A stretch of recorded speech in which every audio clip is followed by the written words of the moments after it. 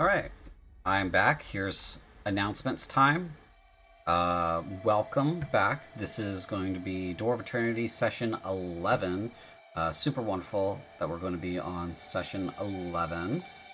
Um, we just had our Blaze of Cruelty campaign wrap up. If you missed it, you'll be able to see it again when we do when I upload it to YouTube. But for now, we have this. So talk about the schedule real quick, and then we will move on. So on the 19th, we have In the Heart of Rages Part 2 session for their final optional combat. Then on the 26th of February, we have In the Heart of Rages campaign wrap-up. 2 campaigns ending in the same month. Who would have thought? In March, we have the following schedule. It's going to be reduced in number of campaigns. There will only be 3 broadcast sessions. So our first session is going to be on the 1st at the Door of Eternity, session 12. And then Kingdom of Darkness will have its point 5 on the 12th of March. That is a non-broadcast session, just me meeting with my players, make sure everything's ironed out for the start of the campaign. Then on the 15th, we will have session 13 of At the Door of Eternity. Then on the 26th of March, we will have Kingdom of Darkness's first session. So Kingdom of Darkness will begin on March 26th at 7 p.m. US East. It is taking In the Heart of Rage's time slot. I believe Baptized in Blood will start near the end of April, but I am still working out the development, the mapping. I still am finishing on the large-scale encounter battle system. So, the updates to that. So it's going to be a little bit. Apologize for that in advance, but I do need to take my time with it. Otherwise, I will be burnt out. So we don't want that. I need to take my time for development. And then once we get to having that game run, it'll just be the same schedule we've always had, which is 2 on first and third Saturday and 1 on the second and fourth Wednesday. And that'll be the schedule once again going forward. So, that being said, we're going to go ahead and scooch on over to our players. We're going to do introductions, and that'll be that. So,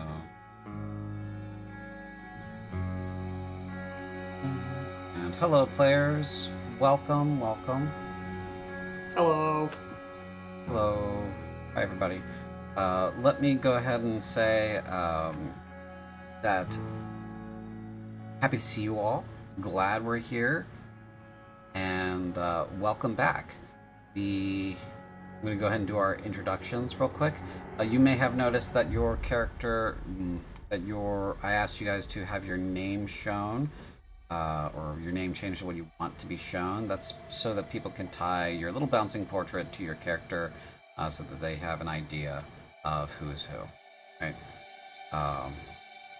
That said, where it's located is super intrusive. It's covering like half of your fucking icons. So I'm playing around with it at the moment to see if there's anything that I can do with that shit. Because I kind of hate it. But we'll figure it out. Anyway. Go ahead and introduce yourself, Brian. I am Brian. I am playing the Great Panchandrum, Evoker Extraordinaire. Evoker. The Lizard Wizard. The Lizard Wizard. Evoker Extraordinaire. Okay. Go ahead, Chef. What up? I'm Jeff, playing Rotak, the normal lizard who does not make magic things happen, and instead has to learn society from scratch. Mm-hmm. What happens if I do that? Yeah, that's way better. Okay. Well, Lee is non-verbal today. That's not translating for everybody, Lee, but Joriel has taken a vow of silence today, mainly because Lee's not feeling super. But he's here to play, so they're gonna send messages to this chat. It's showing up in Elven for everybody. So you may want to change your drop down for your language. So that you, if you're trying to send for everybody. There you go. That was a little treat for the elves only. Okay. I mean, I could read it. It's fine. It's great. Yeah. Okay. We're gonna keep an eye on that just so we don't miss anything Lee has to say. But that's Lee. Now for Elven Supremacy. Shut up, chat. Now for Livesey. Go ahead, Livesey. I am Livesey. I play Nizak, Drow Paladin, and I am neither lizard nor wizard. Yes. And then we have Morgan. Hello. Hello. So I am Morgan. I am a Kakanite Juden Stars. I got a gigantic heavy spear that I'm going to be waving around like a maniac, trying to learn how to wield it. Good stuff. Good stuff. That's our players for this evening. I'm gonna go ahead and load us in and move on to our game. Here we are in the solar. The last time we were here, you all had overcome a challenge in battle and decided to come here and rest and train to improve yourselves for the challenges that lay ahead. So that is what you guys were up to. And so the scene is yours.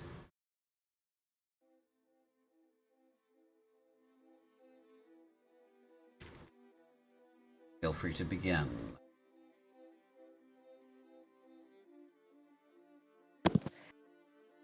I want to walk over to Nizak because have we remind me, have we actually started the long rest or no? You may long rest now if you haven't already. Okay. I'm just gonna heal up during that time, eat, and then ask Nizak to train me.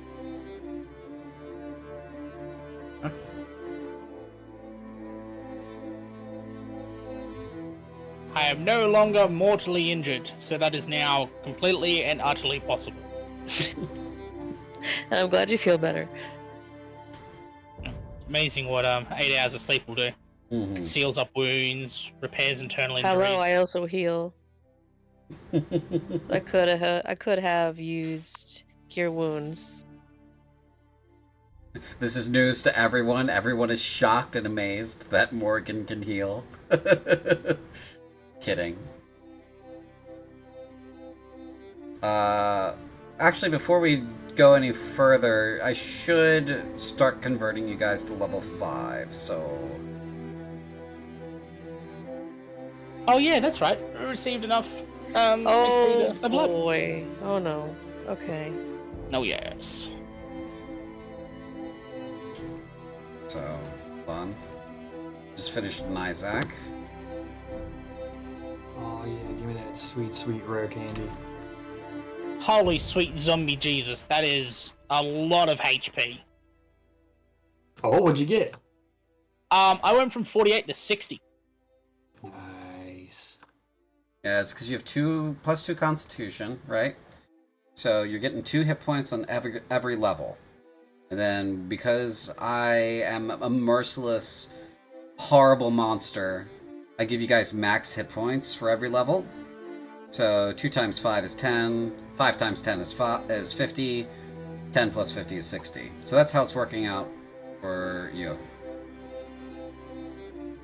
It's so healthy. I feel robust, like I could do anything. I could be stabbed at least 6 times for what could be 10 points of damage. Oh yeah, that 55 HP as a rogue. Oh. Sorry, I'm making everyone have way too good of a time with their level up.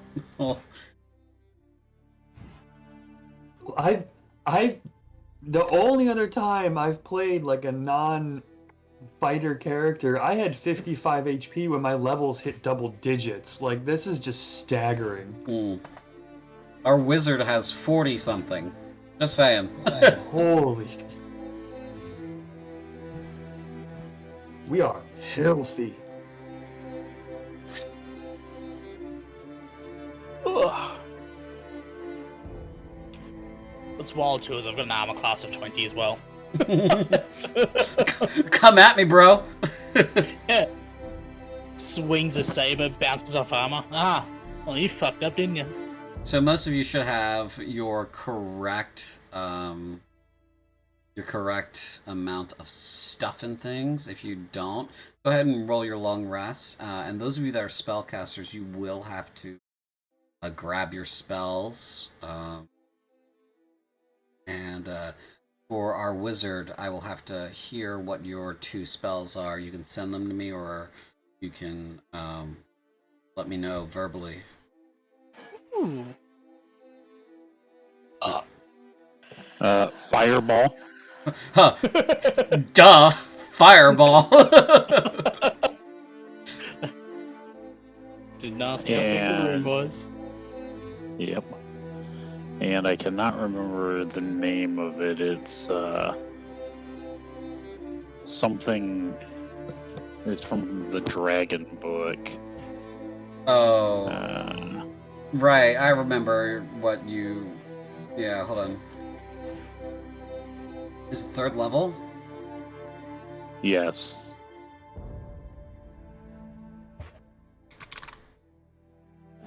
I don't remember what it's called. When you figure out what it's called, let me know. Yeah, give me a second here. Not Agnar's a Scorcher.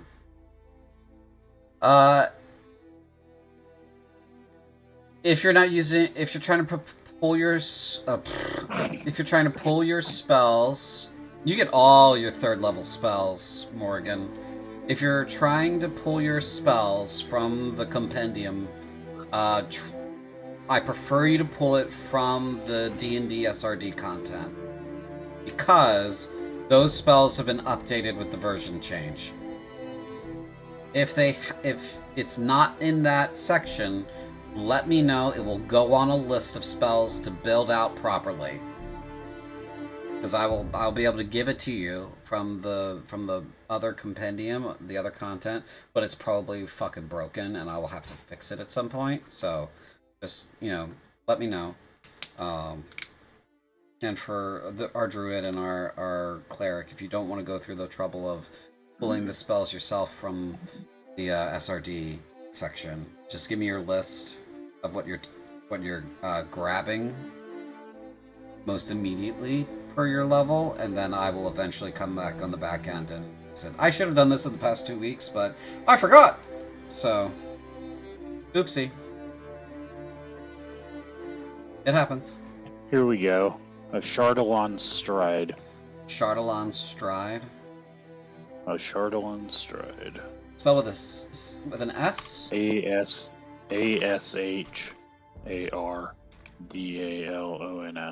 There it is, okay. So this is one of the ones from D&D Beyond, so it's probably not going to work correctly if it has mechanical stuff that is built into the system, so... But, pen and paper exists, we'll be able to handle it. Alright. Cool.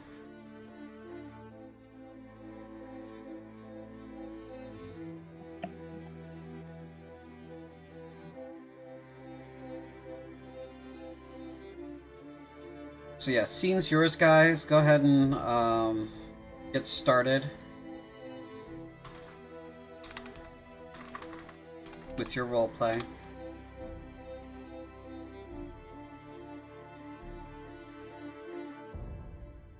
I mean, it's training time, right? Yeah, it's training time.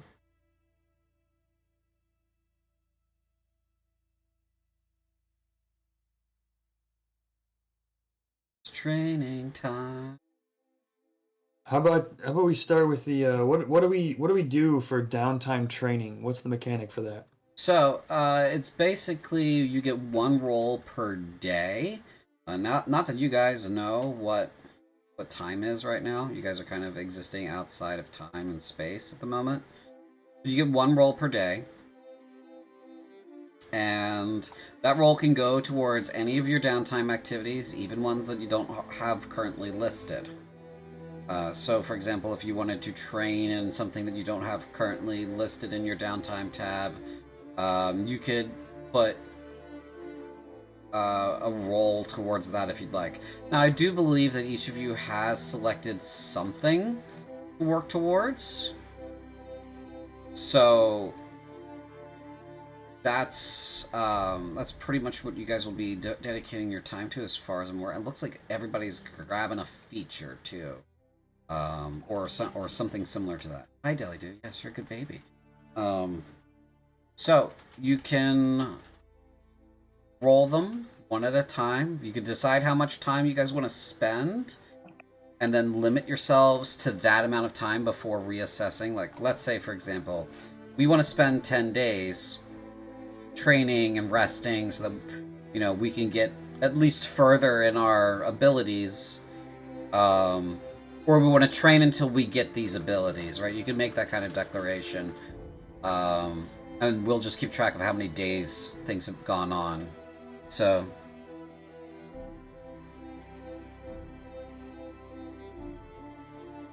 I want to copy Olafina's spells. okay. And also the Misty Step scroll into my book. Okay. I'm not quite sure how to do that. So you want Misty Step from her book. No, the Misty Step was a scroll. Oh, scroll, okay. You have that on you right now? Oh, yes, you do. Okay. Yes. Okay, spellbook, Misty Step, and then you wanted to copy her spells. Alright. Correct. She's got, I think, 4 I don't have. Possibly more. I'm not sure if these are cantrips or not. I assume they're not. Yeah, you can't capture her cantrips. Well, right, but... Oh, I guess those are her cantrips.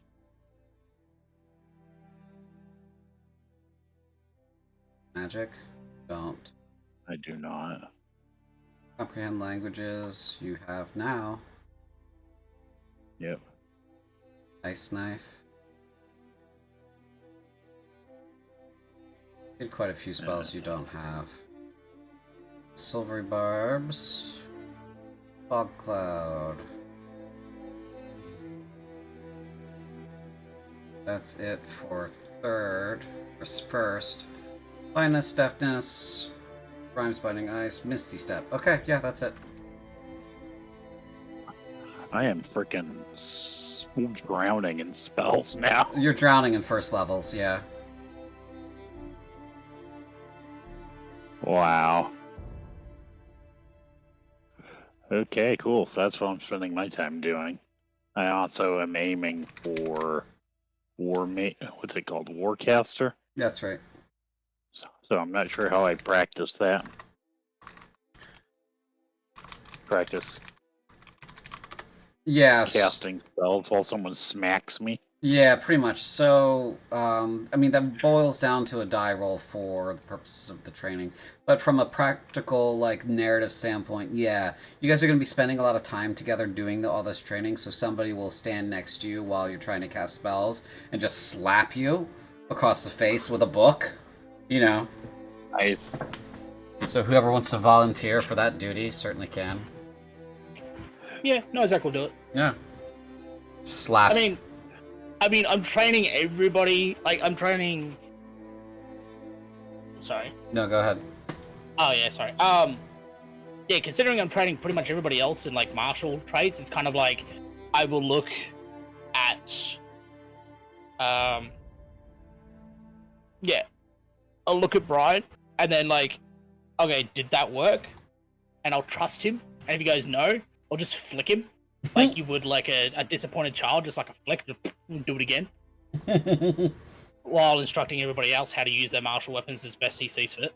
Mm-hmm.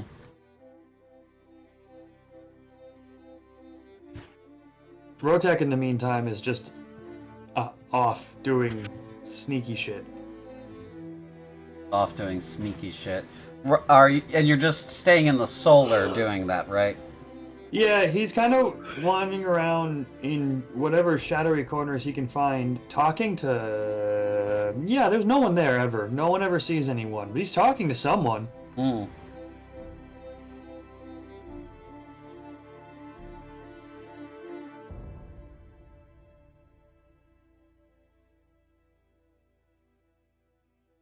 As he quite literally talks to shadows.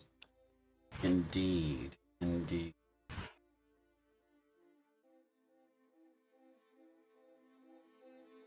You guys hear that? In the background of my, Nope. Like a shuffling noise. No, it's a whine, it's a deli dude crying. If you can't hear her, it's fine. It's fine. Yeah. Okay.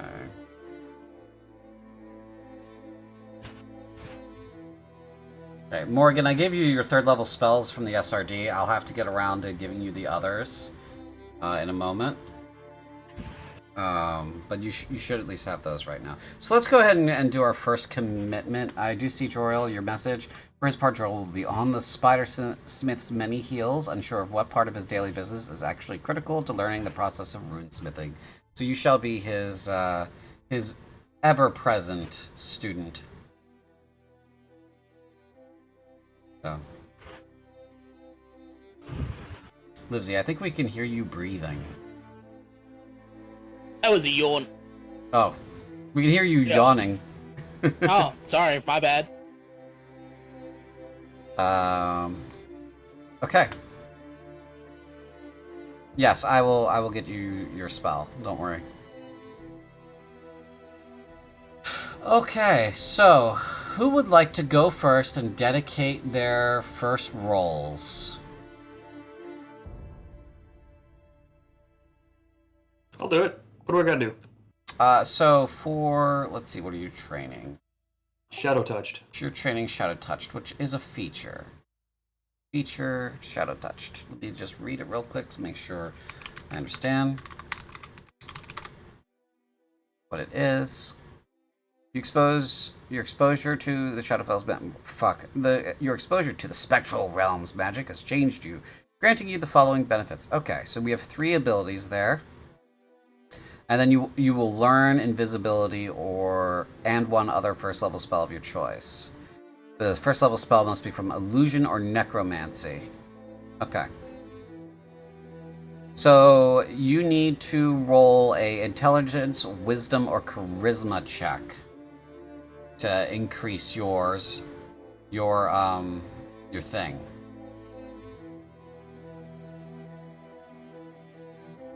So which one would you like to dedicate? I'm doing intelligence. It's my best.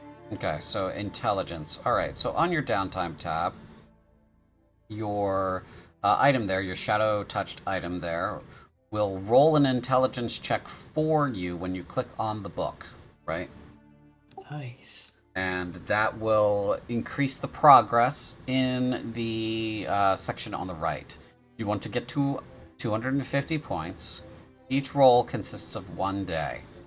So, go ahead and Let's do it. Go ahead and make your first roll. Yikes. Not great. No, it's not great. All right. So, that would be your first roll. We're at 1 day past. Who would like to make their first roll? I believe, Morgan, you said so? Correct? Is that what that me is for? Yes? Okay. For your heavy spear training martial, you are looking to gain half proficiency in that particular weapon. So, the value is currently going to be based off your strength score because it is a heavy spear. So, let's see something real quick. Yep. Shut up, thing. Yep, no bonus. Yeah, because it's based off of the pike. So, heavy spear. You will be rolling strength checks to try to reach this target. So, go ahead and roll your first one. Yeah, you'll roll your first strength check now. And we'll see how many days you need as we go.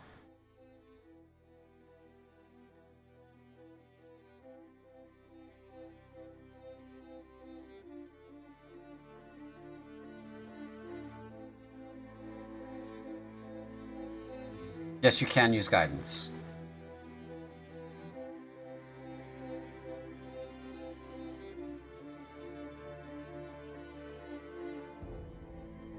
Can we all use guidance? Yeah, sorry. Whenever you want guidance, just let me know and you'll get it automatically pretty much. Like, I give it to anybody that I can, realistically speaking, if I can in the moment. I'm trying to, like, while I'm resting, can I switch to enhanced ability, imbued myself with bull's strength, and then start training? Yeah. Okay, so let me do a quick throw around. So in the future, we should be rolling with guidance, so plus d4. Mm-hmm. Correct. Well, if my character can in that moment, yes. Okay, so I have advantage on strength checks and my carrying capacity doubles. So none of it really matters, but so it's now with advantage, correct? Yes.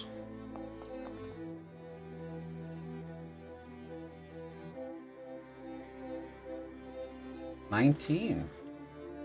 Good progress for your first day.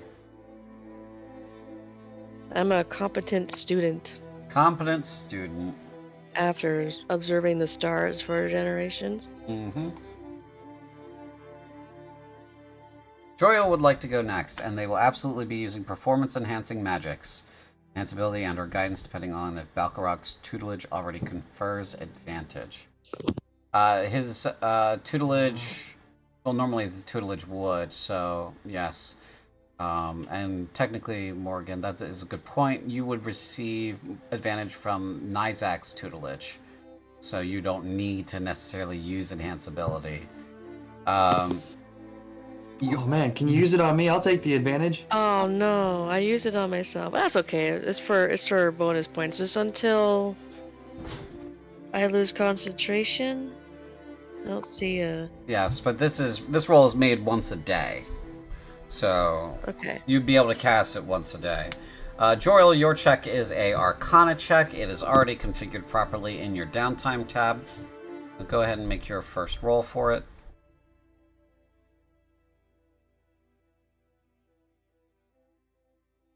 That will be 3 of you.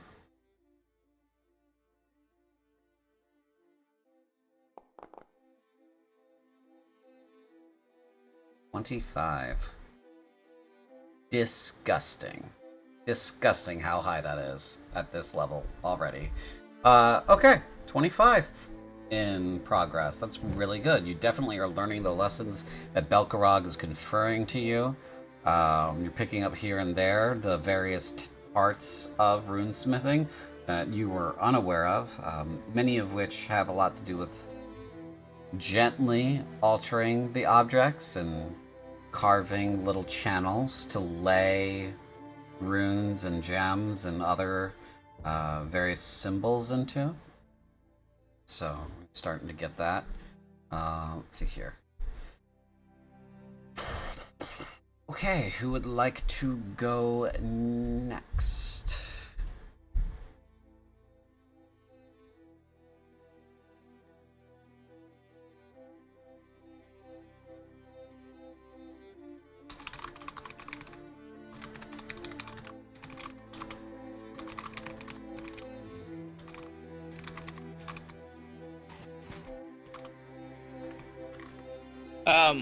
I guess I will. Okay. I think I was increasing strength. I think was what I was going to be doing over this time. No, it wasn't. You were taking Heavy Armor Master. That's right. That's correct. Why did I think I was gathering strength? Alright, what do I need to do that? So, in your downtime tab, you have the same sort of thing there Yep. with the book. Go ahead and click on the book to make your first roll. It is already configured for you. Cool. Just a normal roll. I suppose someone will be giving you a D4, so you can add a D4 in your bonus thing there. There should be like a box that says situational bonus question mark. You just type 1d4 in, and it'll Okay, cool. it'll add it to your thing. Cool. And then just roll normal and that'll work? Yeah. Yep. Not bad. Could be worse. Yeah, no, that's pretty good.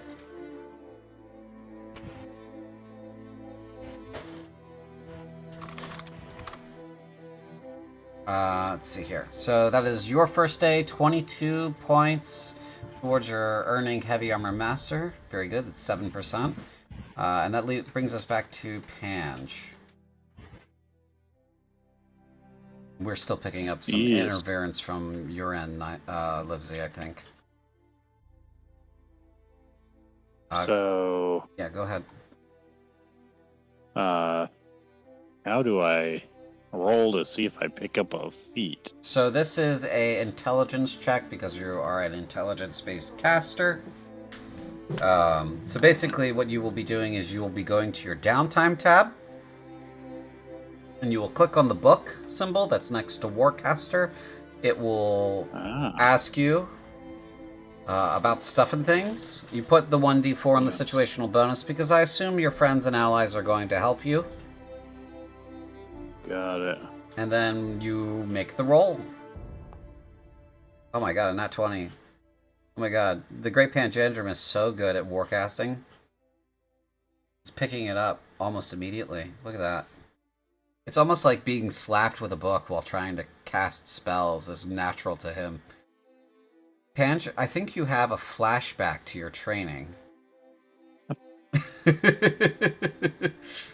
I'm like, Master Auric would sit there and throw stuff at me. Mm-hmm. Mm-hmm. If you can dodge a wrench, you can dodge a spell. Yeah. So it's just me just looking over you occasionally, flicking you. Whether the spell goes right or wrong, I just flick you anyway. Yep. Just ruining his day. Ugh. Ugh. I just keep rolling with a 1d4 till I make it.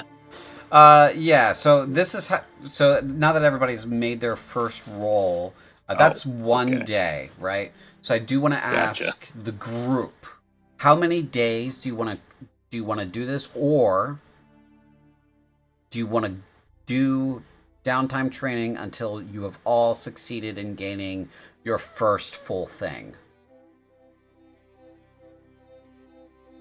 I mean, at the pace I'm going, it may take me a minute, but like, let's at least get more. Let's at least get the heavy spear training, you know? Okay, how does everybody else feel about that? Yeah, I'm happy with that. Yeah. I think everybody now has their spells. So, okay. And Joriel and Morgan, you're okay with that? Just going until, at the very least, Morgan has gained her heavy spear.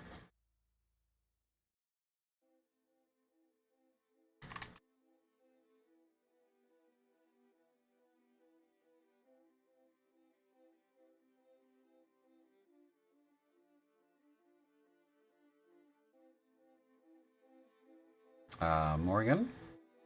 Are you there? Must have stepped away. Sounds good to Joriel. Okay.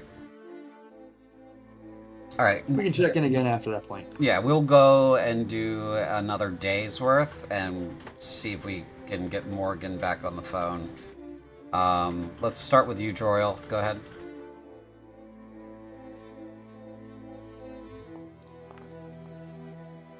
$24. Very nice.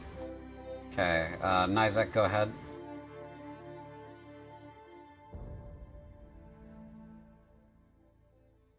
See, on the one hand, I feel like this is enough of a challenge to have like, yeah, 10's not the worst. You're at 11%, so that it doesn't feel bad when you roll shit, but at the same time, it might be very boring to do in one big stretch. So, you know, feedback on this part of the system is very welcome. Just send it to me directly over DM. That way I can distill it, feed it to a dog, see what they do with it, come back to it, absorb it, you know, through my skin. Let's go to Rotak. Go ahead and roll yours.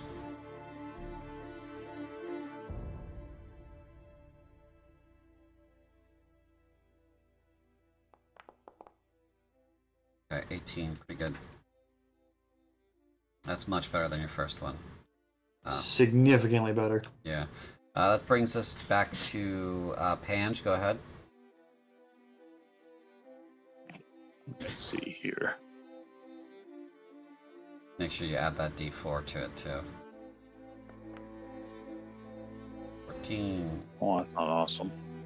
No, but it's not terrible either. Okay. Morgan, are you back?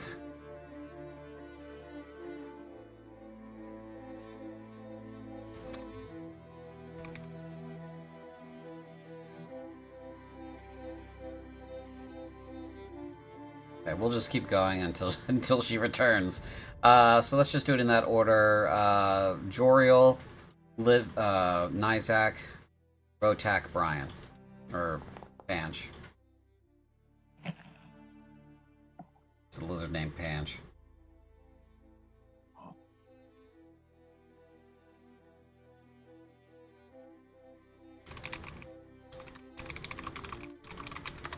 Okay.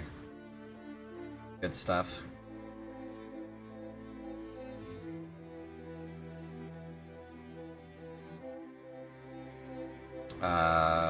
That brings us to Nizak. So Nizak, go ahead.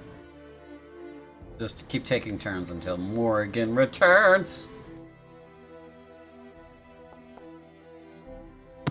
Hey, sorry, I'm here. Okay, you're back. Who owns? Okay, we'll finish out this round and then we'll catch Morgan up. Rotak, go ahead and throw yours. There you go. There you go. Puts you back on track. Oh yeah. And then Pange, you were last, so go ahead and go.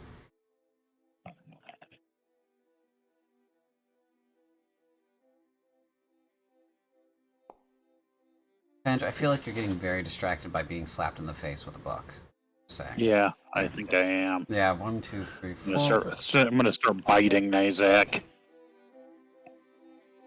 I am in full plate armor, so go for gold. Morgan, so we've done 2 more rounds of this. The question was, before you stepped away, of whether or not how many days we want to commit. The answer from the group was until you at least have your heavy spear training complete. Yeah, sure, I'm down with that. Okay, so go ahead and roll your heavy spear training from your downtime tab. And add your D4 and your advantage. So that you can do that. Just click on the book there and it'll... I think I see it, yeah. Yeah, it'll give you I think I got it. There you go. Yeah, you Is got that it? Yeah, you got it. So 11, and then do it once more. That'll get you caught up. And you spent 3 days so far.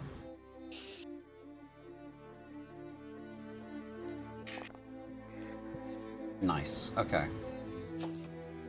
Alright, so that brings us back to... I'm just gonna line you guys up so we know what the freaking order is here. So irritating. Yeah, that brings us to day 4.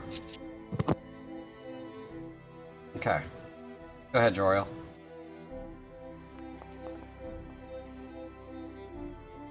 Is that 2 nat 20s? Holy fuck.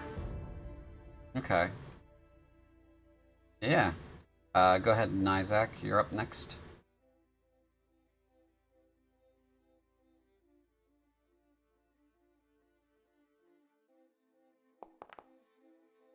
God.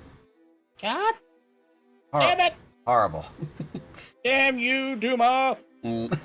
Yeah, he's just standing there, ghostly talking to you, ruining your day, He's saying things like, "I don't know why you're not doing better at this. You would think that you would do better than this. This is terrible. You're awful." You listen here, Duma. The next fight we get into, I'll run away. I will anger your spirit. I swear to fuck. You honorless cur, and he just starts laying into you with insults. Rotak, go ahead.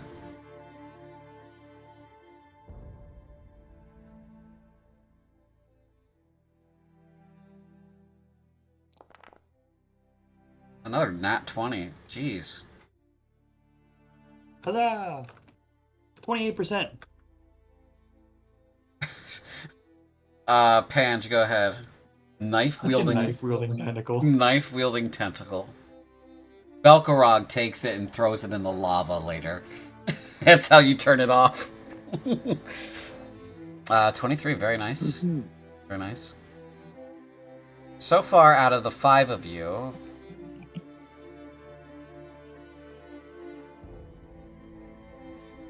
Joriel's doing the best. Okay, so this will be Morgan. Go ahead and make your roll. I should put you back here. The way we know. Okay.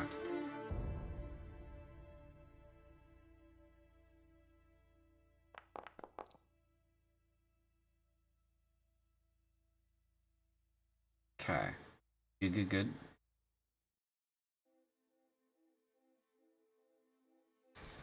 This is day 5.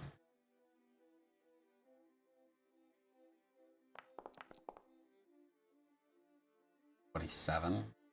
Another nat 20. Jesus. Go ahead, and Isaac.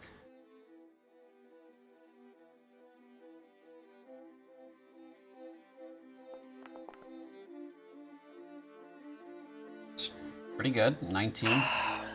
It's not bad. Could be better. Mm-hmm. It's been worse. Rotak, go ahead. Not great. Not great. Pange, go ahead. Let's see here.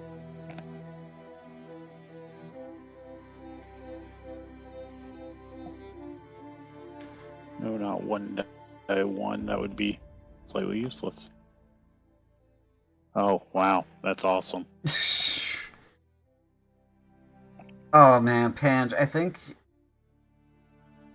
you just sleep through it. That day.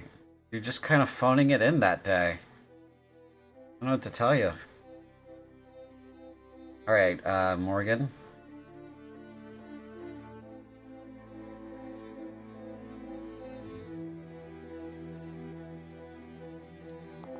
I'll read that aloud in a moment.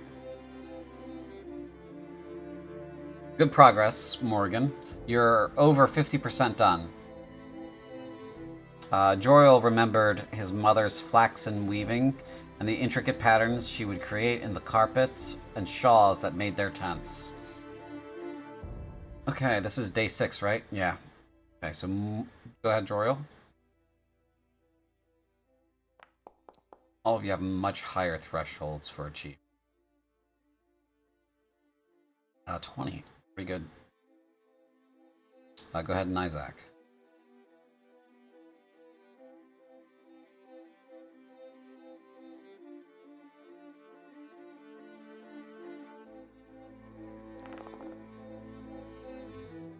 Good.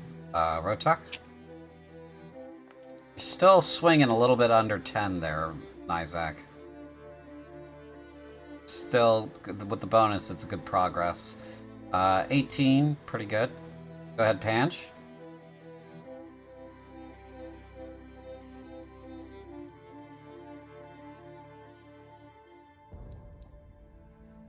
$25, Pange.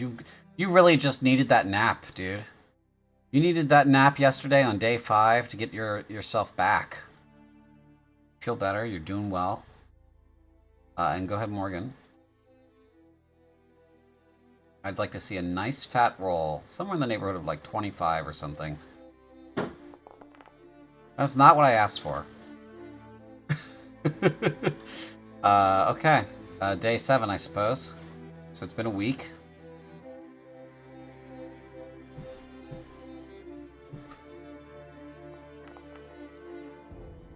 $23. Good. Nizak?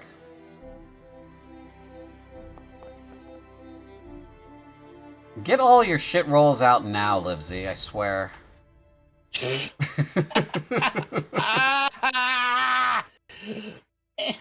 Okay. Go ahead, Rotak. There you go. Alright, 24 is good. Pange. Rotak's off in the corner. He's talking in a little wooden puppet that he made. You're pretty sure you see the puppet talking back. You don't like that. It's gross. It's weird. It doesn't feel right. 25 Pange. You definitely have it back. You feel better. You're definitely dodging the book sometimes. Not getting hit. Not getting flicked. Go ahead, Morgan.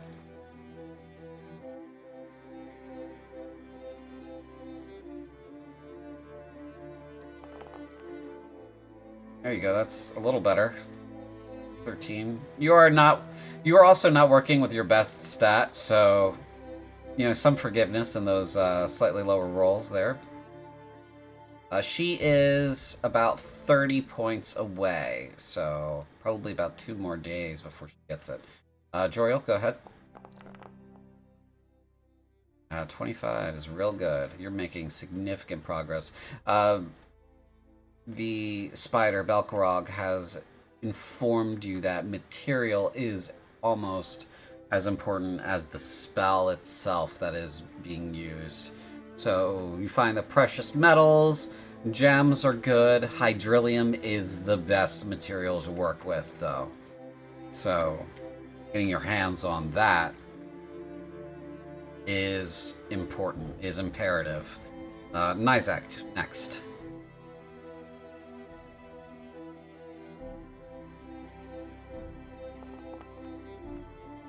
That was almost a 19, and I'm very sad for you that it rolled over onto the 9 side. 16.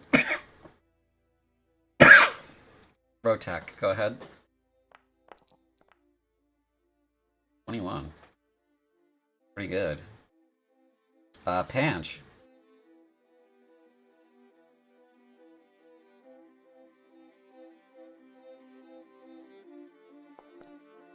$17. Very good. Okay, Morgan, go ahead.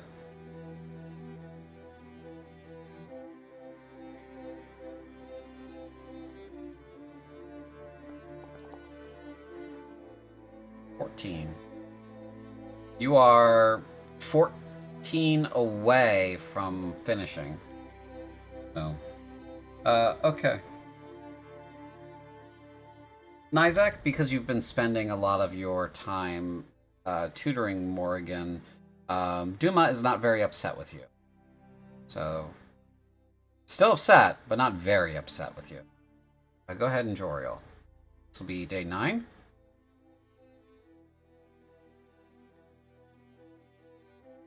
Yeah, Belkorog says no. It is not a material to be wasted on training. 29. Very good. Nizak.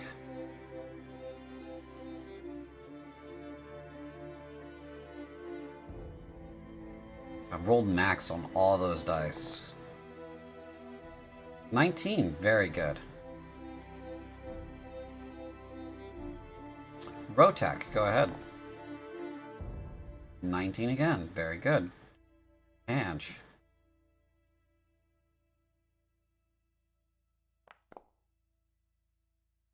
12. Go. Now I think, Morgan, the boys would like to see you roll a 13 so they could get one more day of rolls in. But you rolled 17, you completed your training. So you're now proficient with the heavy spear. Now you gotta decide if you want to learn anything else right now.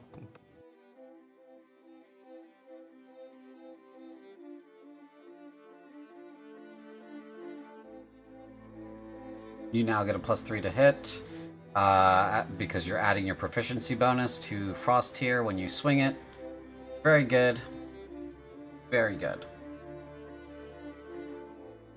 Now I will throw you the bone of an additional point from all that training.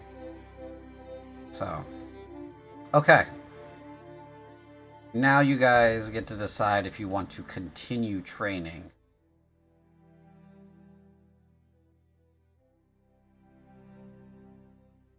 So if your rolls remain consistent, Joriel, you are about 3 days out. Everybody else is I think maybe the closest person after that is Rotak. So 166 out of 250. So yeah. Do you guys want to do a couple more days of rolls, or do you want to move on for now? I'm good to keep going. Morgan can start training Piercer. That could be useful with a heavy spear. Hmm.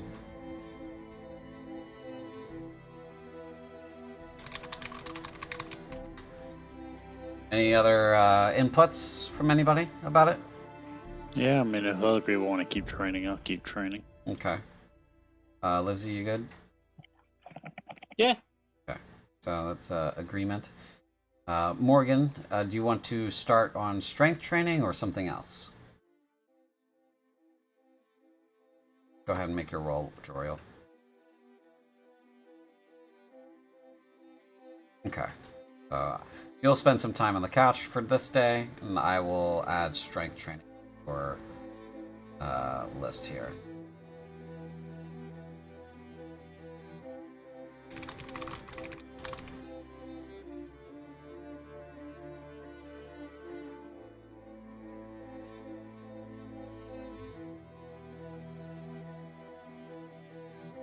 Okay, go ahead, Nizak.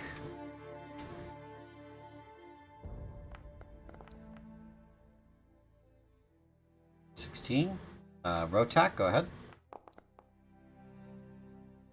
Okay. 15. Panch.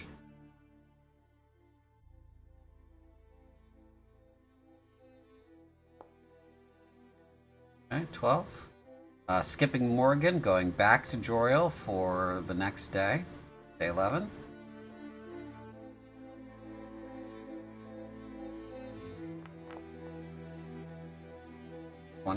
Good. Go ahead, Nizak.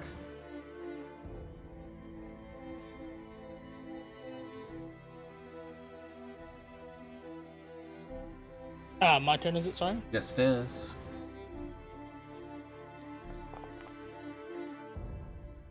$17, okay. Let's see. Yep. Ooh. Panch.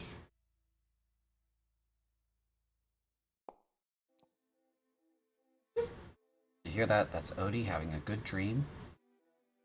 Morgan, go ahead for strength training.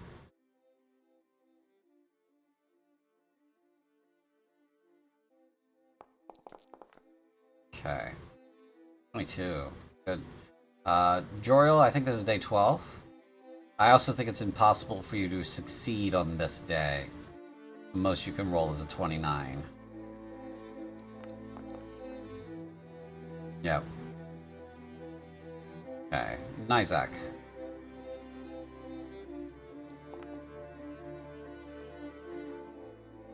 Rotak.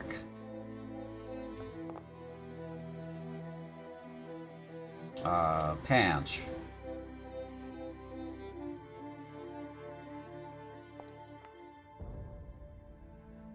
And then Morgan again.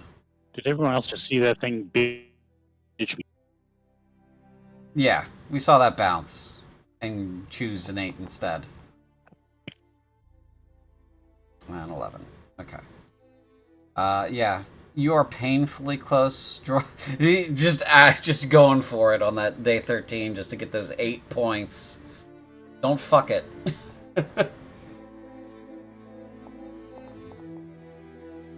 $20. Okay. If anyone else would like to throw for day 13, go ahead.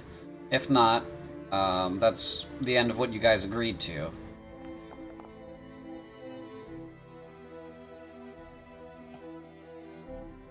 Only 30 points away. Okay, 11. And then Nizak, if you would like to throw for day 13, you certainly can.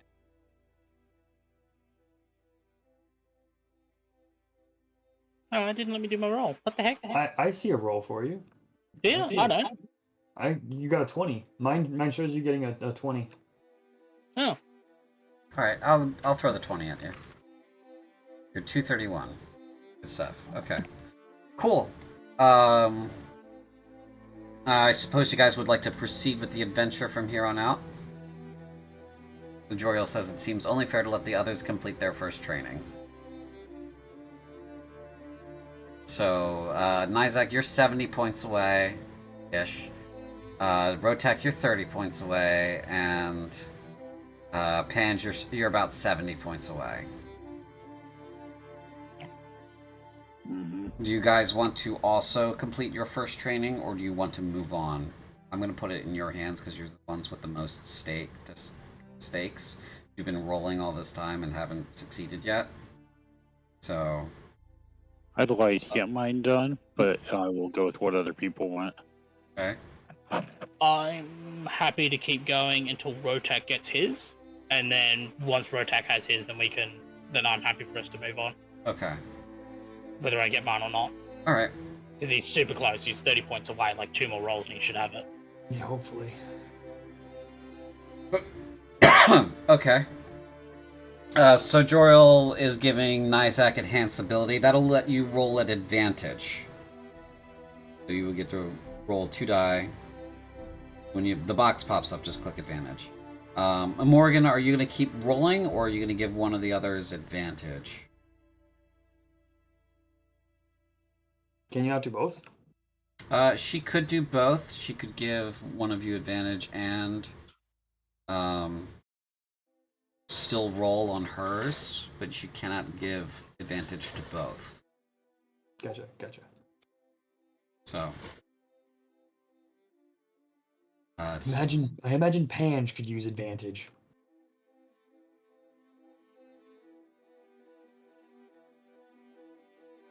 Okay, so, Pange, will you take the advantage? Because I think Rotak's offering it to you. I would absolutely like advantage. Okay. And Joel, did you want to start any other training for this day?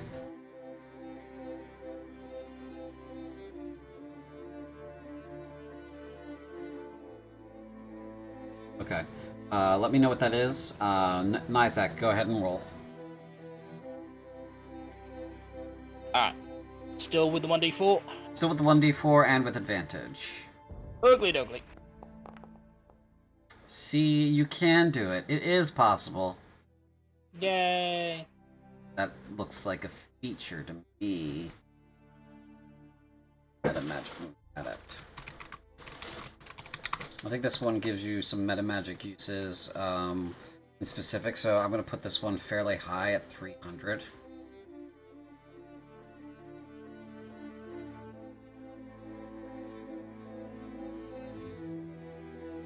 Okay. Go ahead, Rotak. 17, okay. And Pange, go ahead and roll yours at advantage with the 1d4. 26. Joel, go ahead and roll yours for this day. And now Morgan, roll yours.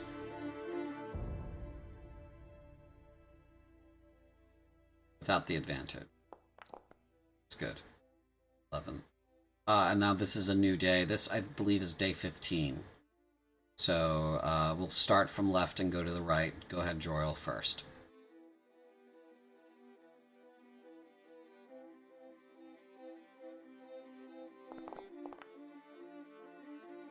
$15, good.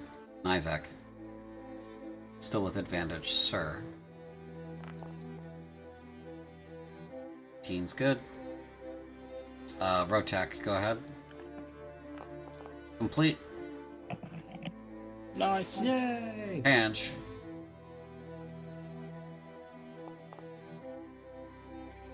Good. Morgan?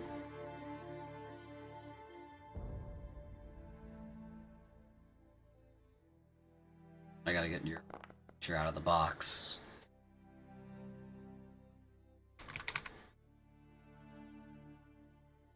Okay, so you chose Shadow Touched Intelligence, yes? Yes. Alright, so you get 1 point of intelligence and the Shadow Touched feature.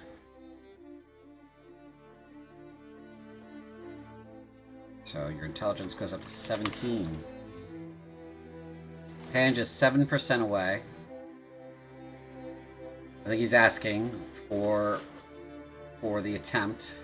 7% comes out to 21 points. So he's a really good roll away. Nizak, you are 300 out of 272 out of 300. You're 28 points. You're 2 good rolls away. Yeah, unfortunately. So I will ask the others then if they want to let you continue so that you get your features, because both of you are fairly close. Sounds good. It helps that you didn't fucking whiff it, right? So, okay. Go ahead then, Royal. This is day 16, I think?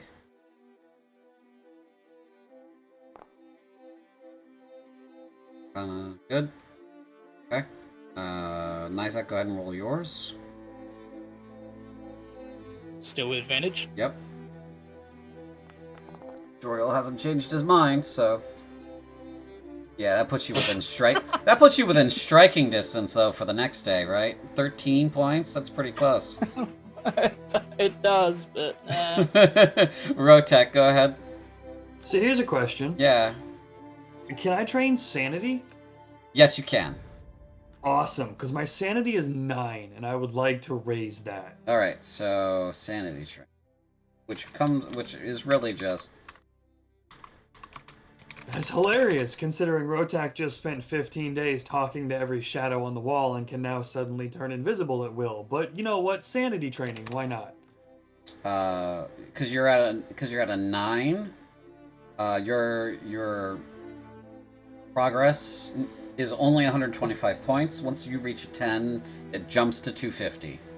So you have a new item called Sanity Recovery. It is a wisdom check. Basically, you're using experience and such to talk yourself out of the madness and using yourself to the wisdom of others and perspectives of others to basically cognitively give yourself therapy. So Yeah, now that I'm talking to the shadows, they're giving really, really good advice. yeah.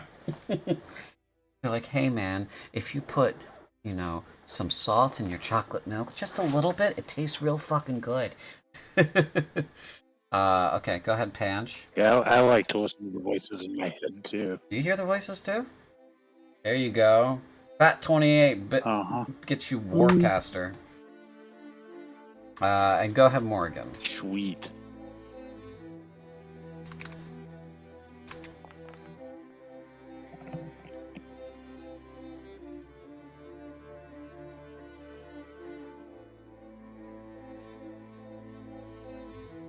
Okay. No, that's okay. I will take it down by 5. That's alright. Don't worry about that. 103 instead. Okay.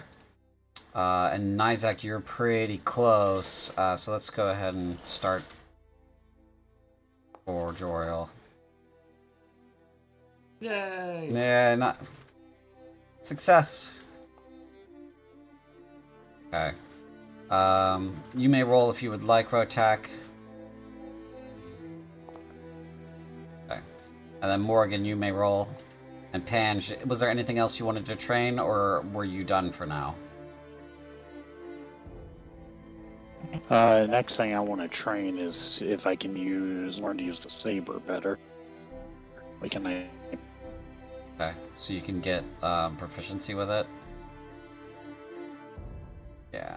Alright, I will put that on your list, and you get 1 roll for it. So hold on a moment.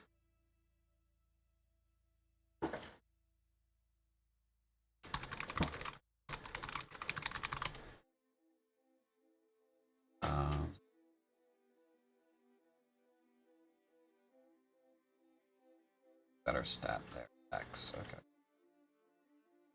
All right. So, oh, that goes to proficiency trainings. All right, you get 1 roll for this for now, and then I believe the group is ready to move on.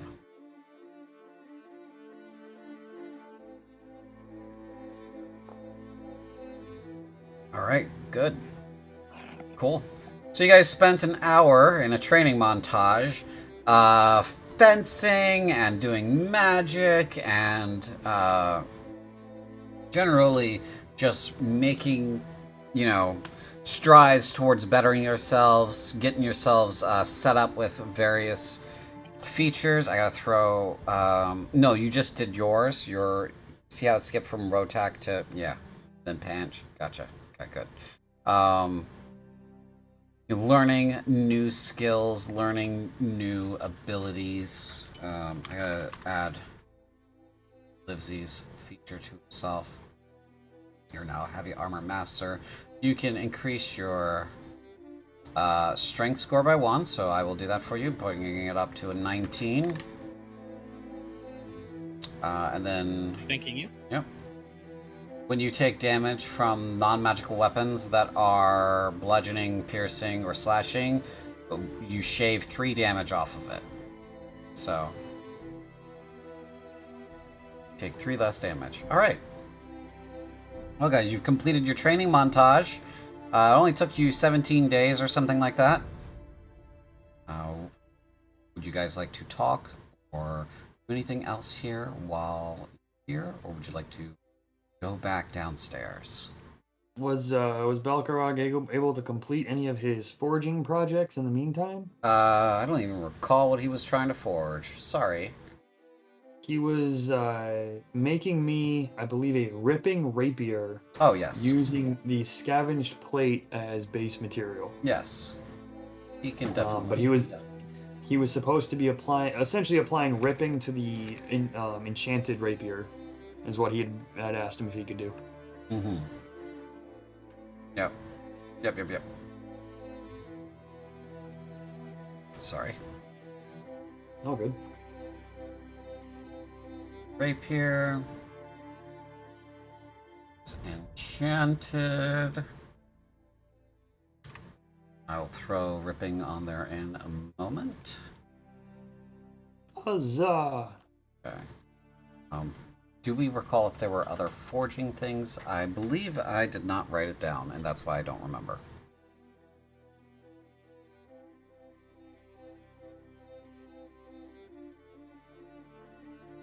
I don't remember exactly. I know I gave Joriel a gem. But I don't remember if there's anything else specifically asked for.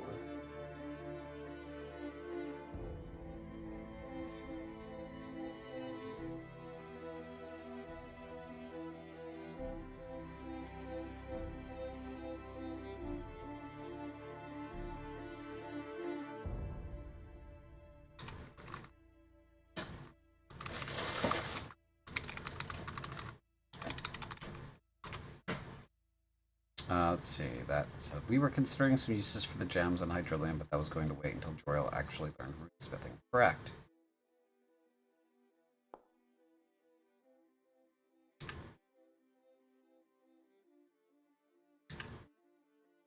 Ooh, what's that for? That was for this.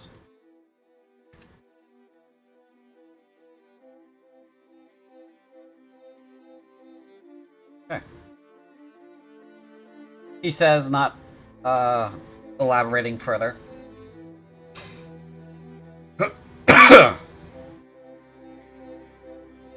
I'm sure it's fine. Yeah. Absolutely is fine. Not a problem that it was rolled under my character. No, that's fine. Totally fine. Okay. So, what do you guys want to do next?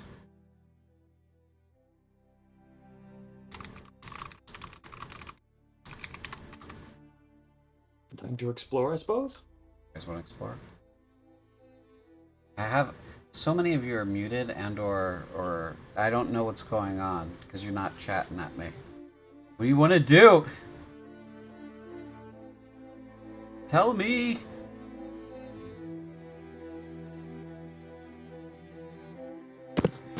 Hey, sorry, it's just I'm on my laptop and everything is slow. Oh, sorry. I'm trying to do something with the website is so incredibly slow. Okay.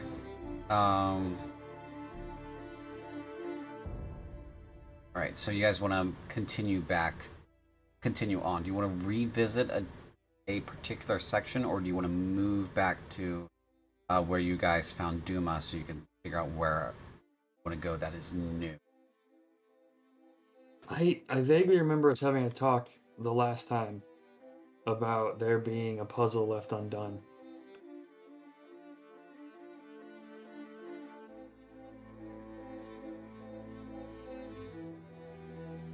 Belkorog will say in response to your questions, Joriel, yes, while the forge area has a great deal of natural resources available, there are other parts of the castle that are resource rich as well.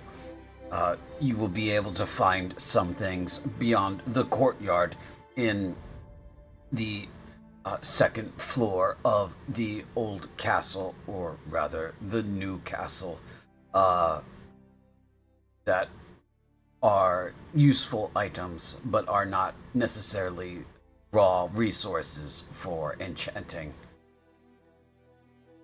There is also the library, which may provide further instruction and information for your goals, as well as bettering yourselves.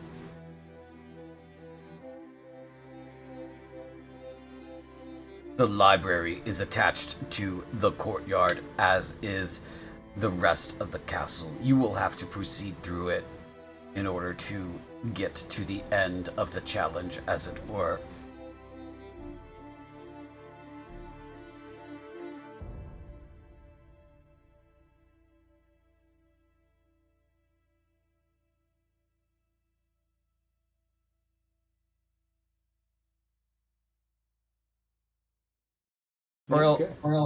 Oriel votes for going to the courtyard. It would be Pange. But that would have worn off at the end of the day, right? Yes, that would have worn off at the end of the day. So you guys are you guys are starting a fresh day. So you should have all your spell slots. Yeah, I mean, I know we had talked Yes, I am. vaguely about there being an incomplete puzzle, but other than that, I don't know where, and we would have to search. So let's go back to the courtyard and start from there. Okay. You guys haven't reached the courtyard yet. Oh. But you have been to Duma's throne room. Well, then let's go there, because I believe the door was opened after Danica's fight. Mm-hmm. Go ahead and reload that for you. And I will drop your characters into the scene.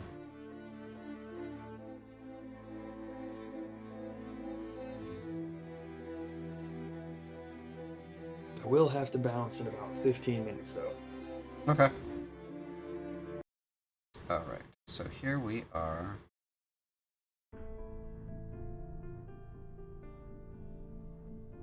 If anyone needs to puppet Rotak while I'm gone, have fun. His other spell is Inflict Wounds, because hell yeah, 3d10 touch attack in case we get to critical someone. Okay. Alright, scene's yours. You have not been down this through this door yet, and you have not been down this way yet.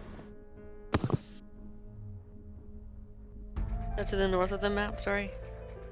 Or south? The east and south of the map you have not been yet. Didn't we look out the east and see like a tower? You looked out the east and saw like stairs that led to a further out in the distance there. So it led to some stairs and some columns, but it didn't lead to a tower. The other side led to the tower.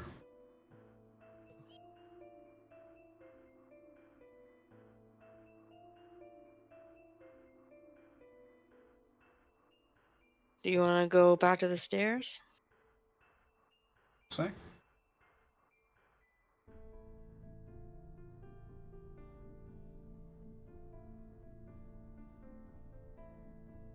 feel like everybody's like pointing at each other, waiting for somebody else.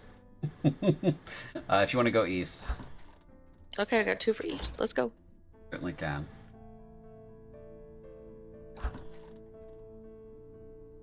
I'm trying to move. Just bear with me. Mm-hmm.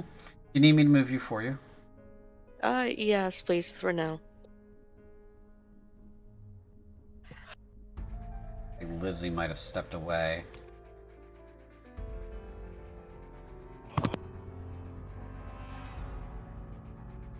Okay.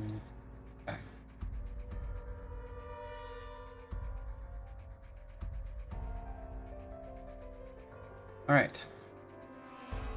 Go ahead and do this then. Toggle. Reload.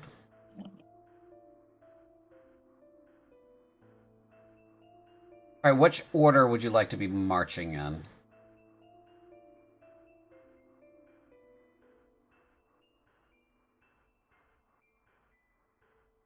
Who would like to go be first in line? I think Nizak goes first. Yes. Yeah, I'll probably end up going first. I will go second. Who will be third?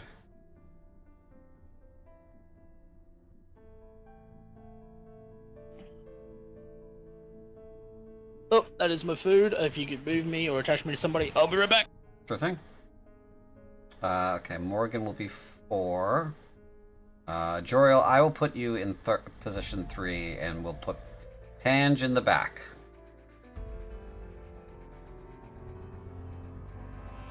Squishy lizard in back. Okay. Oh, this is a thing. So, you go across the bridge and reach the stairs, which narrow, and then descend deeper into the expanse of the void, passing by columns such as these that give off light, giving you an inference of where you are. Behind you, a distance, maybe half a mile, half a kilometer, or half a kilometer, is the castle as you are aware of. But ahead, there is a interesting spot. Appears to be several trees growing out of a chunk of land, and the stairs descend into what appears to be the mouth of a cave there. There's no wall on either side of you as you reach your hands out to see if there's anything keeping you from falling into eternity, and there is nothing there but the void.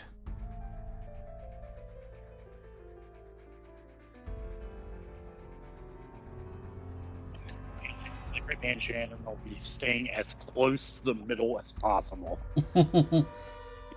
Middle of the stair? Yeah. Okay. What do you guys do when you've been confronted with this sight? I believe you can see the whole map. Yeah, I don't think I put any restriction on this. Give everybody a good view of it. They're all the way over here. How well does Rotak take to a winding staircase floating in the middle of nowhere? Well, you've been confronted with nothing but weird shit from the time you woke up here. Yes, Morgan. You can see broken pieces of the bridge just scattering into the void in both directions. So I would say like 50-50 odds on whether or not Rotak finds this to be unacceptable. Yeah, this is fine. Yeah, it's all good. Rotax is like, oh, okay, it's just a cliff. It's a weird cliff, but it's a cliff. Yeah. All right. You guys want to proceed to the challenging spot here? Yeah, let's go towards the disturbance. Disturbance in the force. Okay. I'll have you guys move this way. Very carefully along the bridge here. Oh, you mean we can't Rainbow Road it? No, I don't think there's any drifting involved here.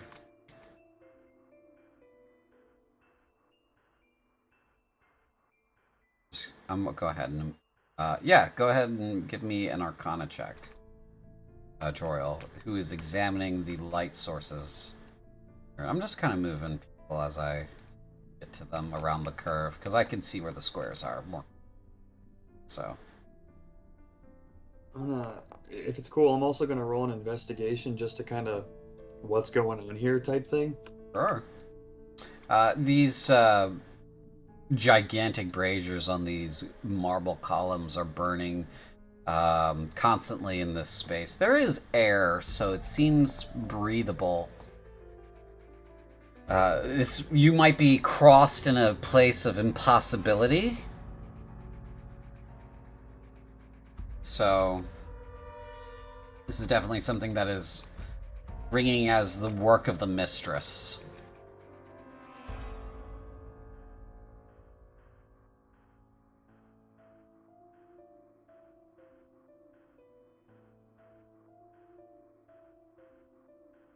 Okay.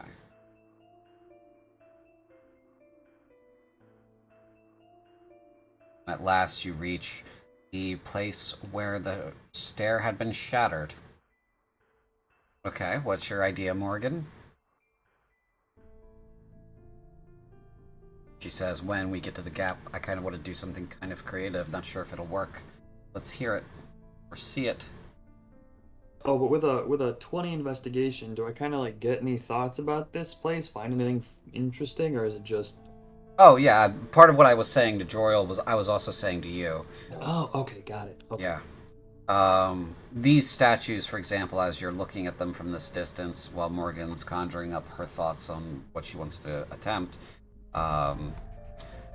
they are a demonic being, a neutral being, an angelic being. So it's one of the three different kinds of creatures.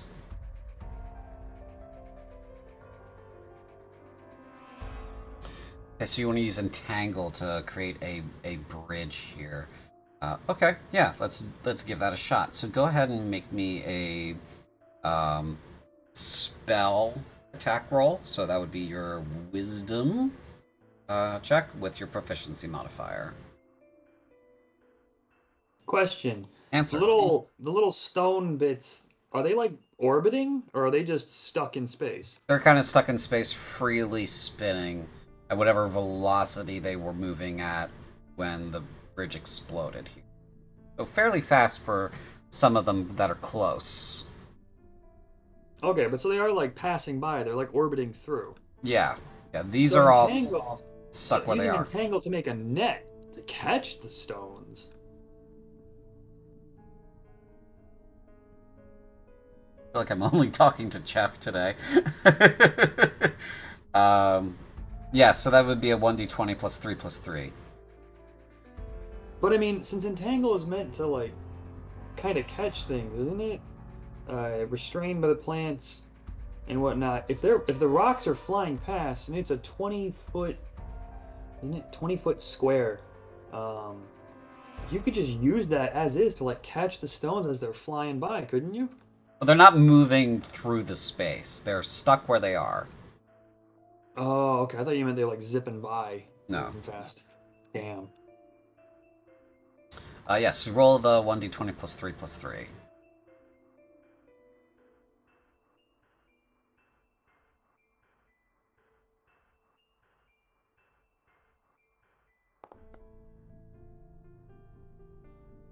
Okay, so you get a fairly thin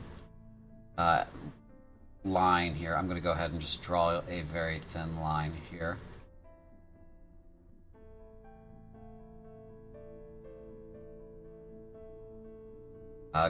You've grabbed a couple of stones in that space. Crossing this will need a dexterity check. Oh no.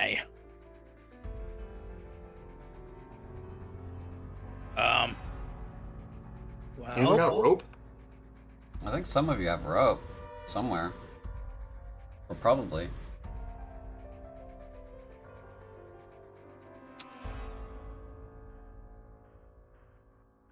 no, that's not what I wanted to do at all. You're looking in your bag, you want to click on the edit item button.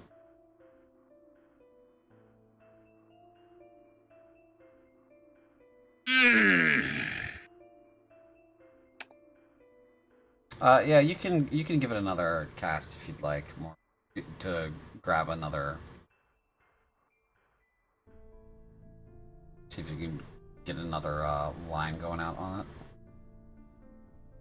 Also, you do notice that these are fairly weightless, spinning through their space here, Rotak. So.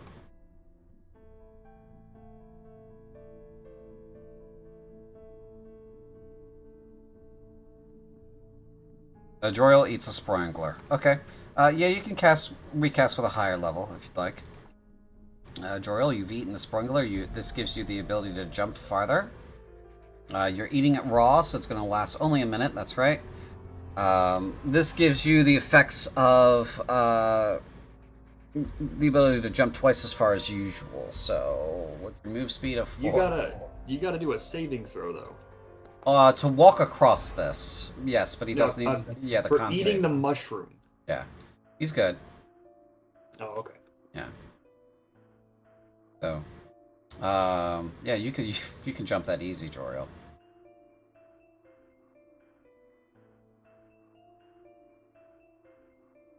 Okay. Well, okay, it's quiet now, but Can we like put him in a box? The loud person. I don't know. Can we?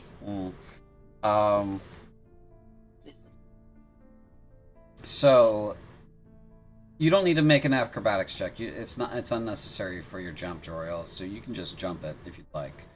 Let me back up here for a second so I can understand fully what we're trying to do.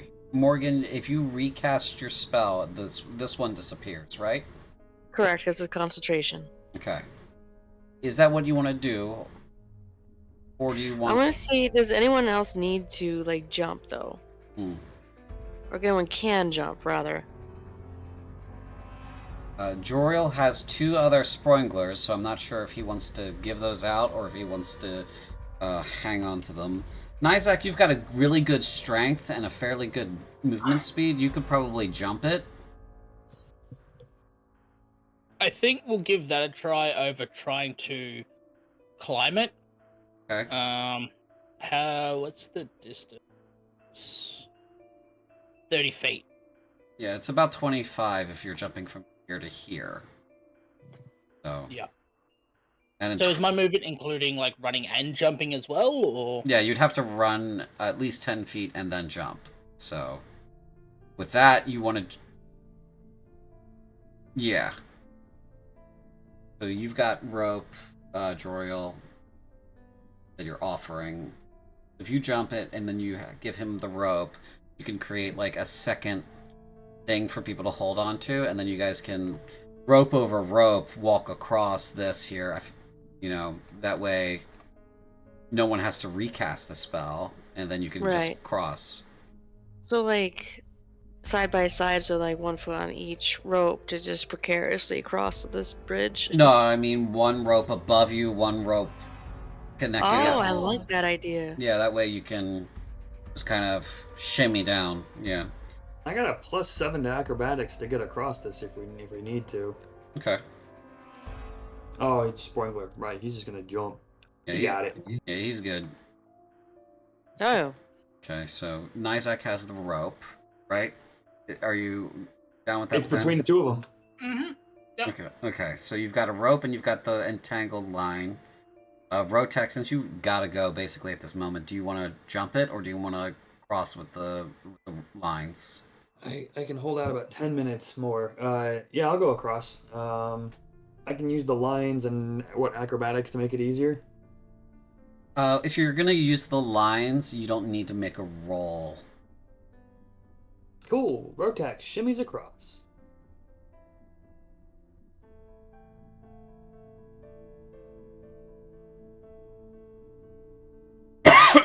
Who wants to go across next? I don't really have to do this granularly. Does anyone want to not cross by taking the lines? Okay. Morgan's gonna cross.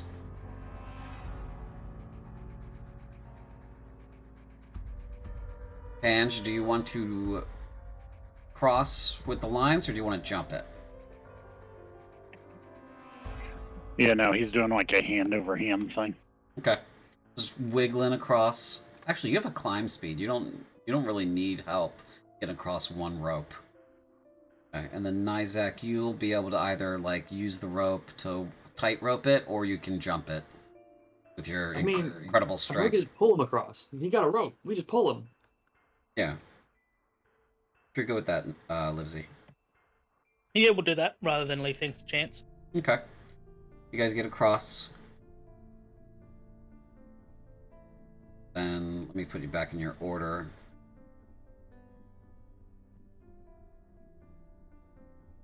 Right. 8. You proceed down the stair into the cave, which Oh then boy. causes this to happen. No, I just want to look at pretty things. What are those things anyway? Oh, okay. What just happened? You guys are moving to a different map. Okay.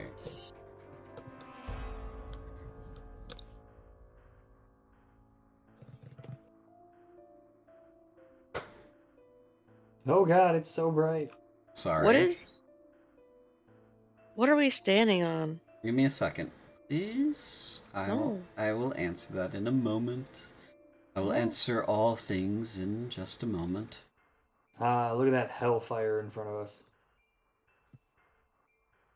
You want to jump that? Looks warm.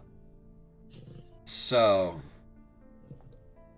this you walk out of the cave into a space that is very alien to you. This particular area is, let me go ahead and pull up my reading for it. As you pass across the bridge towards the rocky outcrop floating into space, you find that there is undulating light beckoning you forward. The voice of the contest overcomes your senses once again. If you think you are ready to retrieve the artifact that is beyond, proceed. A word of warning, however. My kin, while reasonable and good, will not take kindly to this action. Be prepared for overwhelming and zealous violence. Beyond is a holy place. Take care not to desecrate it. The mental presence does not linger to answer questions. She merely says her piece and leaves you. Entering the cave, you are yanked from where you stand with terrifying force. Tempest pulls you into an abyss. You fall into an endless, swirling, bottomless maelstrom, crashing against its racing waves. If it is akin to water, yet it burns like with white-hot fire. It is unspeakable pain, worse than the pains of being teleported from one place to the next. Time ceases as relentless torture persists, and as hatred begins to well inside you, the agony ends. As on reflex, you reach for the contest with your mind, and you find distinct emptiness. You are outside of her guardianship. Death here is true death. You feel it in your bones. Your eyes focus on the cave exit. There is bright light out there. Wind rushes from the cave. Each of you stands, recovered from your ordeal, and ready to proceed. And across this skate, Great and Jandra go ahead. did not enjoy that. No. So, if you'd like to make a perception check, you certainly can. Yes.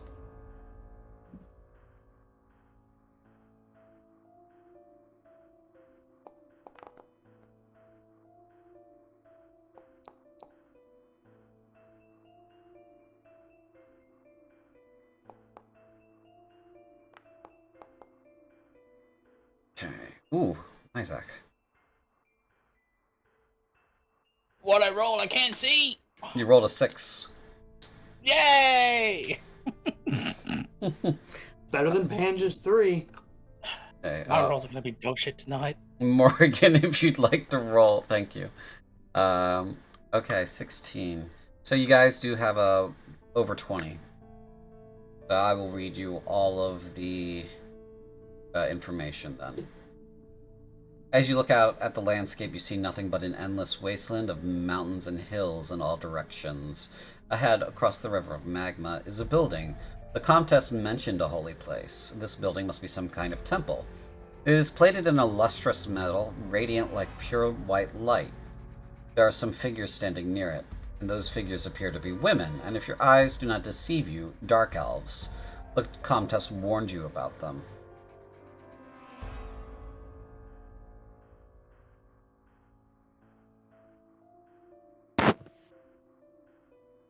I also need to know, real quick, what everyone's Constitution modifier is. +3. Plus If I- 2. Yeah, +2. Okay. Joriel's is +2. Mine's +2. Oh, okay. We're a healthy bunch. Oh, junkie. I am placing you in initiative only because you are in a dangerous place. Because the environment is dangerous. So I'm rolling it for you. Should combat occur, we will re-roll initiatives. So this is just so you guys can keep track of your turns. My, but that 22 is so beautiful. No. I rolled a 3? What the heck? That's At why least it's not combat. it'll get re-rolled if necessary. So, but yes, Pange, as you are here on the dusty ground, you immediately realize that there is no air, no atmosphere whatsoever. We'll have I immediately fall down and begin thrashing around, gasping for air. I mean, I'm assuming you're also holding your breath. Are you gonna hold Yes. your... Okay. Okay, so you have, with a con modifier of 2, you have 3 minutes to do whatever you're doing here. I will be using them to panic. I will remind everyone that each round takes 6 seconds. And so a minute is 10 rounds. So you have, at minimum, since all of you have a +2 or higher, 30 rounds to do whatever you're going to do here. If 30 rounds expires before you have reached the cave entrance, you die. Oh man, what a time to have to go. Good luck, everybody. Good luck. Get back here! For the record, Rotak, not that he can tell anyone without speaking and wasting air, Rotak thinks y'all should leave because this is not a thing to handle right now. Okay. Rotak's doing an elaborate mime. He's just like pointing back towards the cave. He wants to go back now.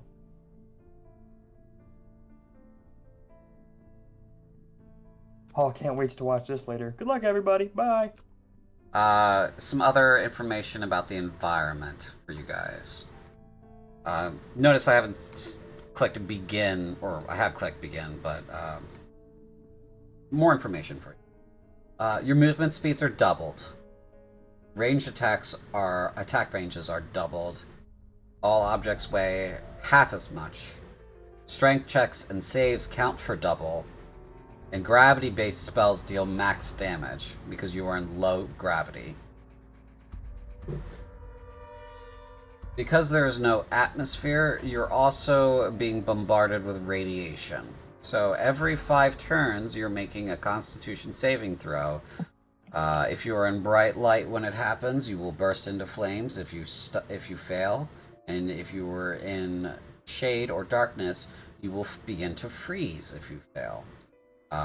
Regardless, if you are in the direct light for more than 10 rounds, you will become poisoned. This is acute radiation poisoning. You will make this saving throw every 5 turns, regardless of if you're in bright light or not. So, please proceed, Panch. Take your turn. Is there actually anywhere we can go other than the way we came? Well, there is the structure. Yeah, I will quit panicking. I'll ask toward the structure. Okay. So, I don't which way do you want to go? see a. I don't know. I don't see any structure on the map. Whichever way it is. It is to the southwest. You should be able to see out here in the great distance. There's a building out there. Okay, that is. Oh. Yeah, that's 30 feet. You can move 60 in your turn. Past the giant gap. Through the icy trees.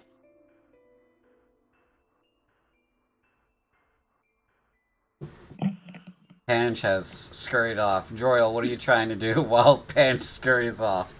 Panch, you do have 30 more feet you can move if you'd like.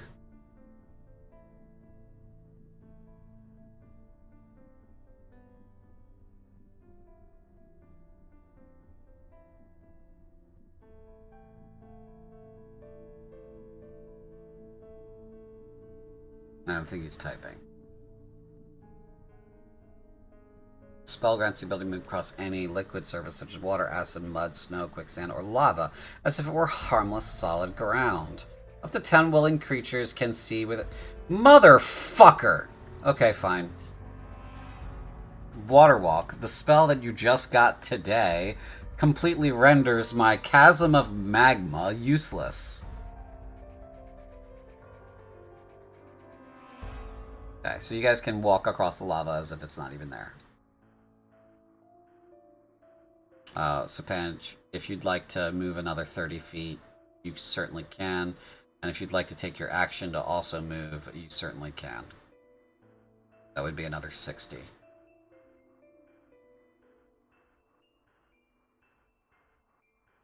Okay.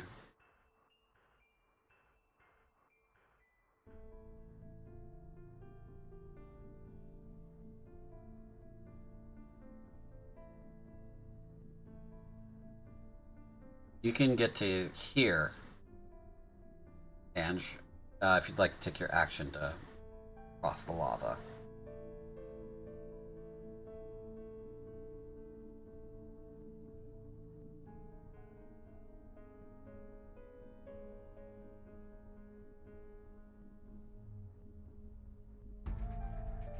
Okay. That would be Pange's turn. Morgan.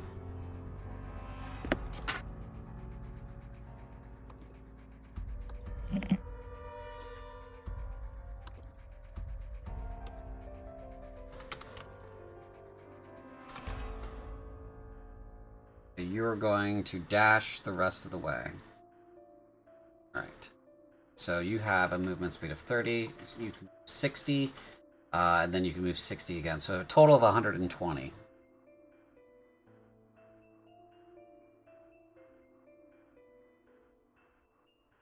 Yep. That was like right there, yeah. Right there. That's 115. Yeah. Get to there. That's 120. Either spot, really.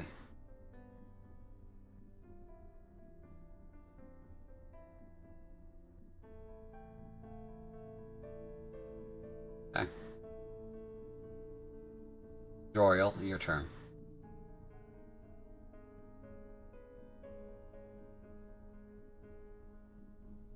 Joriel, because you're the fastest man alive, you can remove 180.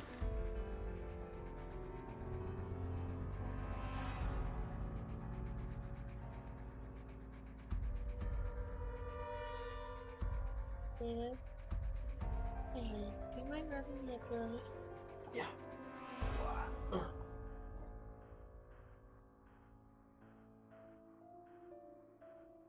You trying to figure out where to go, Joriel?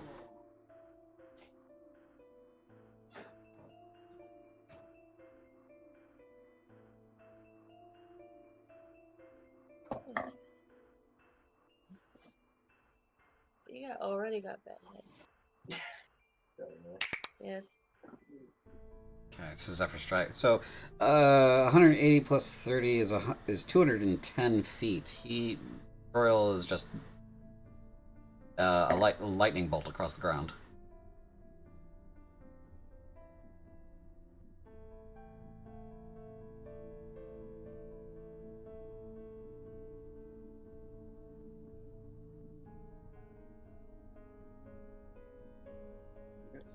My parents at some point want to make lunch tomorrow. You already mentioned that. Taking us out to eat somewhere. Yeah. You didn't forget, you told me.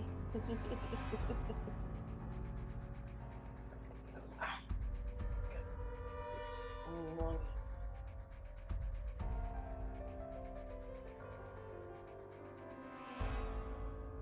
Okay. All done. Alright. That brings us to Rotak. I will take his turn for him. He will move 120 feet to here. It would help if I actually moved him. Oh, there it goes. Taking us to Livesey.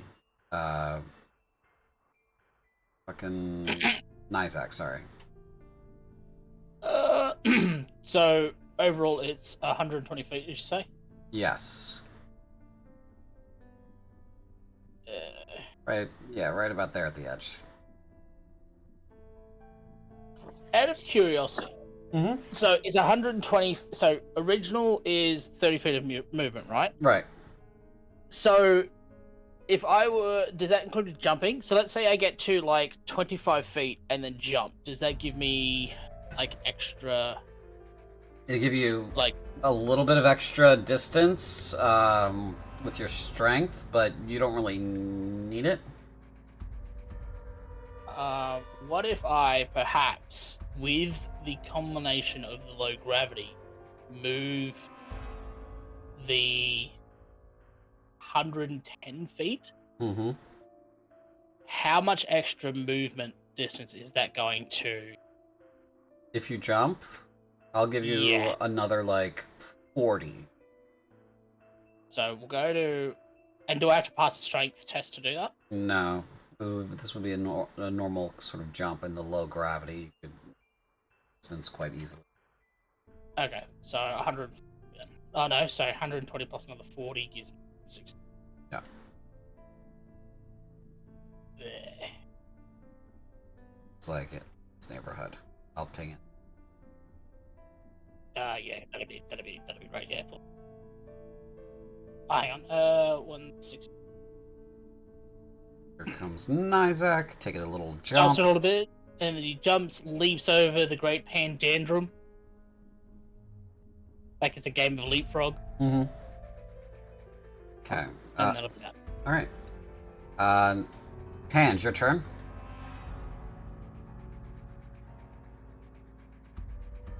Alrighty, let's see here. Well, I guess I am going to Make my 30-foot move. You have a 60-foot move in this low Yeah. gravity. Yep. So 30 more feet. And keep on running. 5, 10, 15, 20, 25, 30. 30. Okay. Okay. Okay. As you get an approach, you do see that there are 3 women over here. Uh-huh. You okay? Morgan, it is your turn. Huh? Where's In the bag, where you placed it. Uh-oh. Sorry. You're good. Morgan, it's your turn. I want to keep dashing. Okay.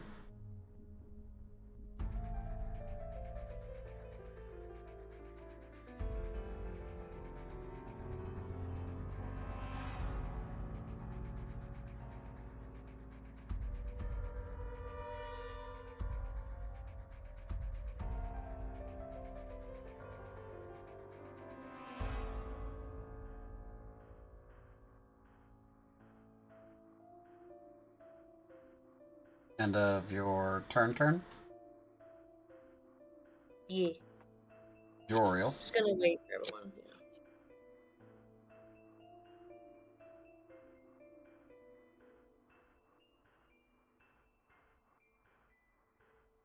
Joriel has a truly unsettling Terminator run. His torso does not move up and down. All of the momentum generated by his legs is converted into forward momentum. He comes to an abrupt halt in front of the Dark Elves, bowing. Yes, these two definitely draw their swords at your approach, and the other one, the one in the middle, has a dueling saber that she draws. Okay, that's your turn, Joriel. And I'll give you a line of dialogue if you want to say something to them.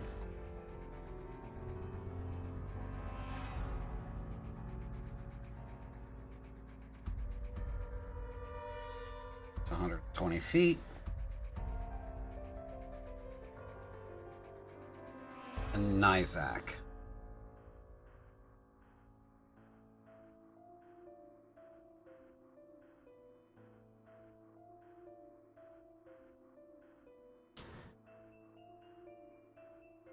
Oh, helps if I'm unmuted. Just 60 feet of movement this time.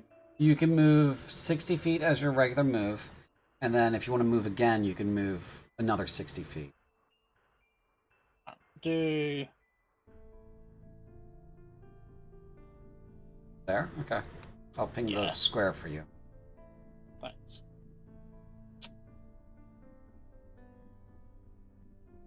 Away he goes. This time jumping over Rotak. Okay, so you arrive, because this has all happened in the same turn. You guys arrive to this sort of setup as Joriel is saying to them, greetings, we come in peace. With precious breath to spare. These 3 women seem to not be taxed at all by the environment.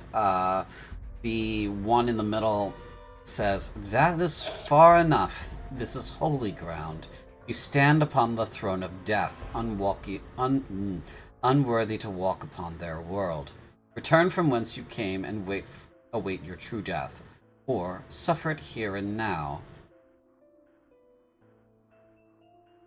And that is the dialogue that she speaks.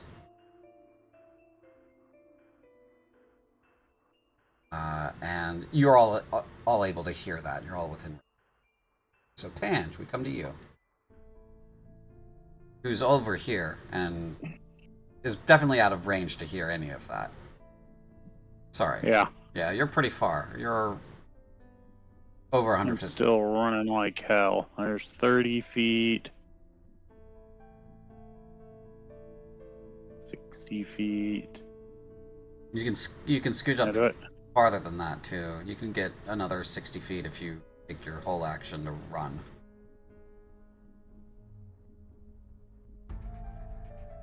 Oh wait, that's another 60. Yes. Because of the low Sweet. gravity, all your movements are doubled. Oh, I only took 30 extra last time. Oopsie. All right. Whee. Hey, zoom. Morgan, your turn.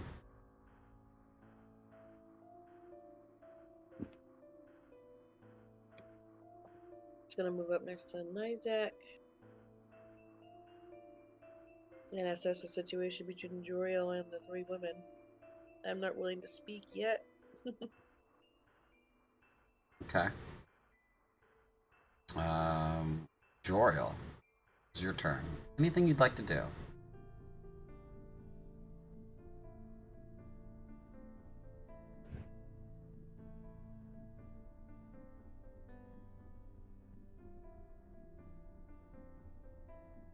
Joriel will produce the mirror shard, hand splayed in a show of obeisance. Obeisance? Obeisance. I'm gonna go with that. My purpose and that of my comrades is to set right what has been made wrong in Death's domain. We seek understanding and breathable air. Make a persuasion check for me.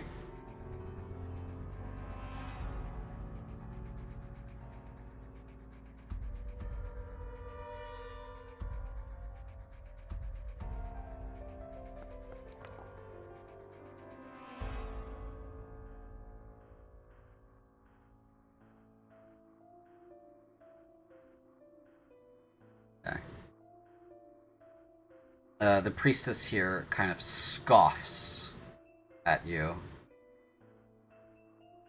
because the lighting just shifted, and she waves her hand at you dismissively, Joriel, and says, "I will not speak to some Western elf as if he knows our ways."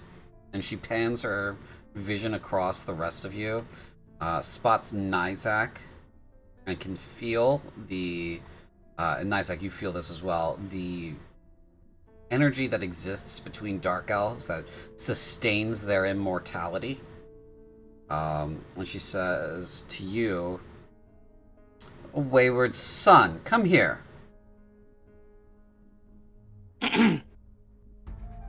I shall do so. I shall approach. Okay.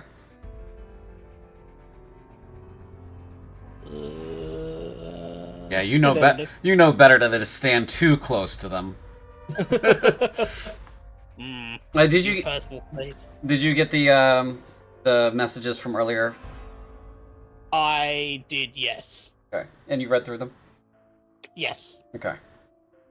All right. So that'll be Joriel's turn, and then Rotak will scoot on over to here, and I think he'll just hold his action, and then that movement will be part of your movement. So, Nizak, that brings us to your turn. I'm gonna stand there and stare at her. She has beckoned to me. Okay. So she obviously has something else to say. Mm-hmm. If you stand there and you wait for her to say something, she says, "What is it that you are all doing here, boy? Tell me now, and tell me quickly before I wipe you from the face of this surface."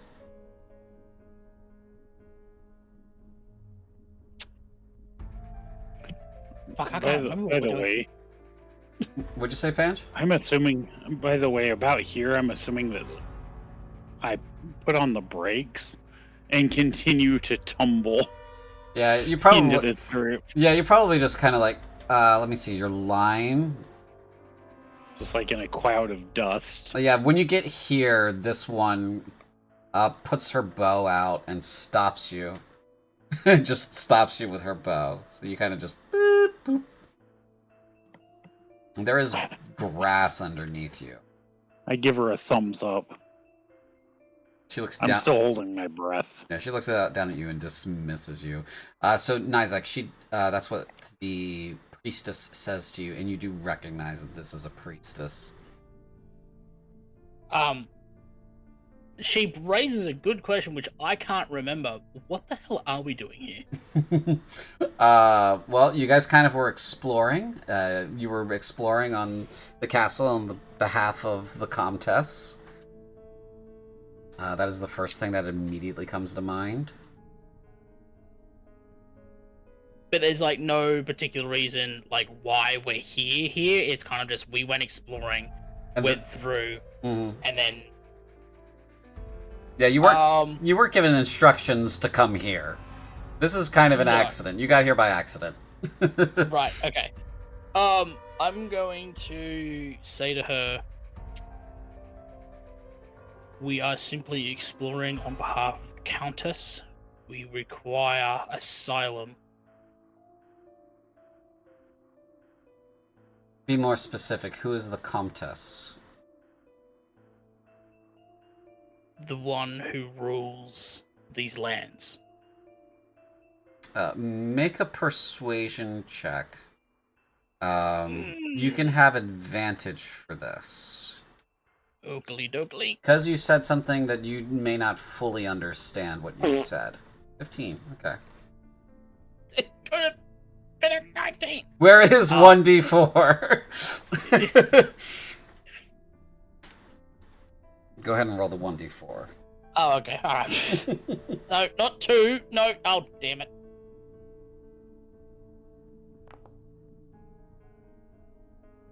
Oh, 17, it's not bad. Okay.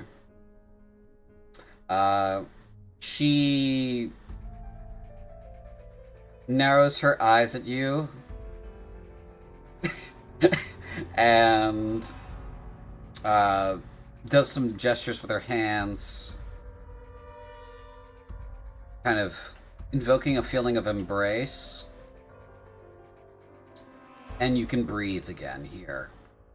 And she says, I will take this asylum from you if you do not answer questions accurately or succinctly.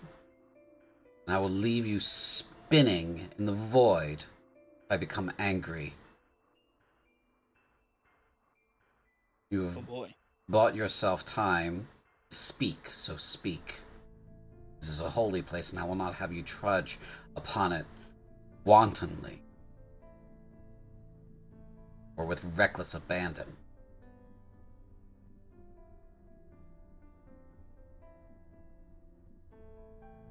Yes, so I'll tell her, as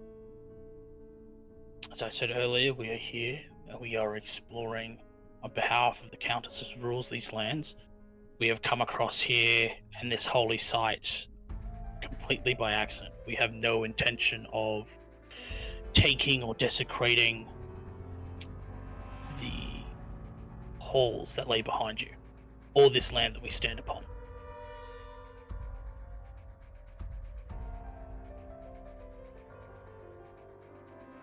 Okay. She shall introduce herself at this point.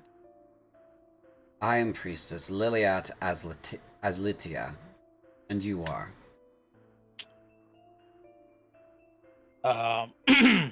Paladin Isaac. That's Paladin, how I shall introduce me. Yes. Paladin Nizak. Who is your priestess? My mother, for which I cannot give you a name, for it has been long since, and I cannot remember her name. And who are you beholden to now? To the Countess of these lands. To... So go on. What is her name?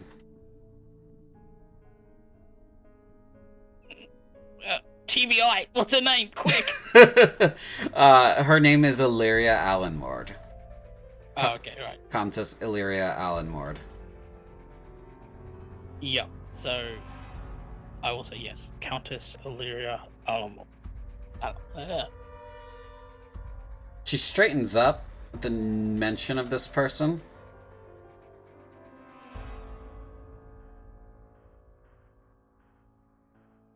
Rotak will be here. It says, fine, you may all speak freely then. I have an idea of what you're here for. I welcome you for the time being to Titanicus, the Throne of Death. Thank you, priestess. If I shall introduce my fellows, to my right stands a high elf by the name of Joriel.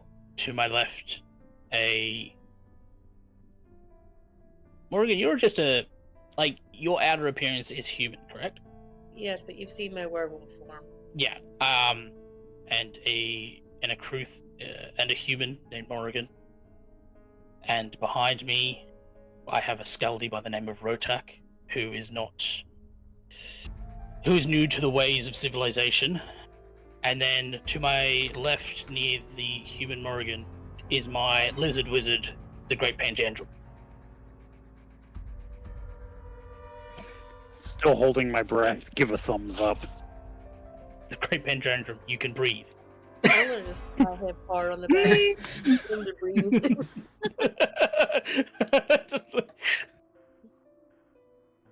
The priestess looks at Pange and just shakes her head a little bit, and then turns back to you, Nizak, and says, "Are you compelling this poor, simple creature to do your bidding?" Oh, I am not compelling. He does what he does on his own. However, he is a lizard and a great wizard, even though he may be small.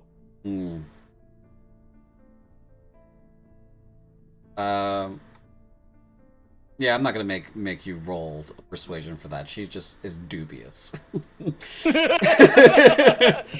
As are most people when faced with the Great Panjandrum. Right? She's just like, what? Okay. So, she says to you all, "Oh, it is a pleasure to make your acquaintance, I suppose.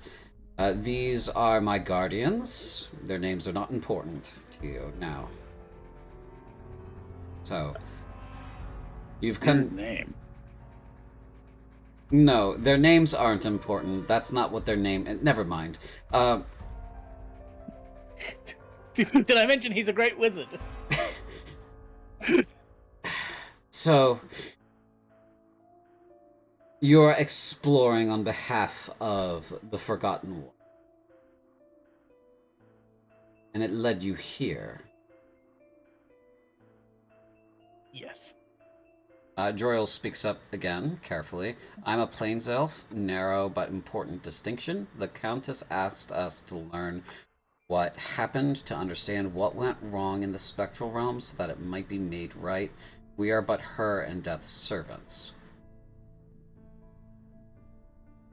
So when you say that, Joriel, she turns and says, "An astute, an accurate statement. We are all but Death's servants. Eventually we all pass through death.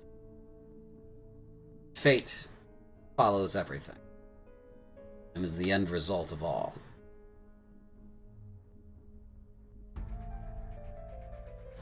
That being said, I suppose there is a..."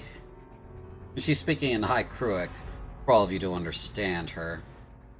"That being said, there is, I suppose, something here that she may want of you now. We will get to that later. Though it is loath for me to finish this task.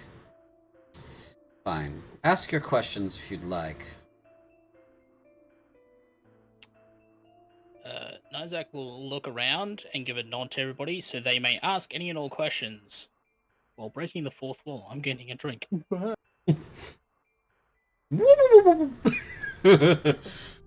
Wait.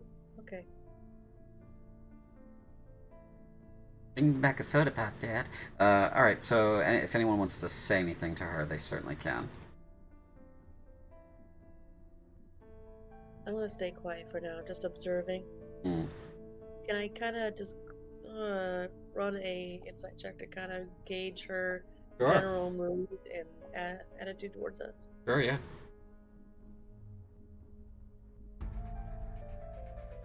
Do with guidance. Oh, very good. Her general mood at first was definitely hostile. Like, you would have been... she would have attacked you had this conversation not gone well. Based on the fact that she is giving off visible energy,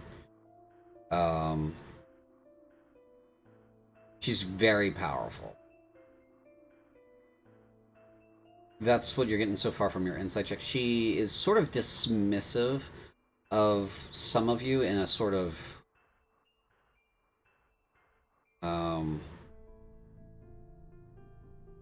she doesn't find that you're all that important to the grand scheme of things. She's perhaps also... She also seems like she is befuddled. Like, this is something that is... What is happening right now does not seem to fit what she thought the narrative should be. And so she is kind of beside herself. That's what you're getting. She's beside herself with what's currently happening. Yeah, it's not an everyday occurrence. So...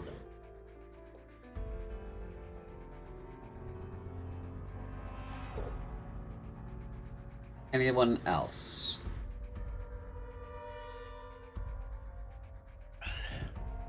I have returned. Has the rest of the party upset the priestess yet, or? We've got a new entry, and there was a insight check. And the insight check was basically our priestess here, Liliat, is beside herself with what's going on right now in front of her. So Joriel says, we've seen glimpses of horrible futures and dark deeds in the past, but one thing seems to knot me. One question precedes all others. What happened? What was done to make the spectral realm like this? We've been at least implied to that this isn't Azuoth's will. She says, in response to that, oh, we're just going to cut straight to the heart of it, huh? Fine, no, it wasn't supposed to be like this. The problem is, and she looks casually over to Morrigan, a certain individual made a pact with another individual and sort of ruined it for everyone. And this happened in aeons past. One deal made, gone astray, and millennia later, here we are, spinning in the wind.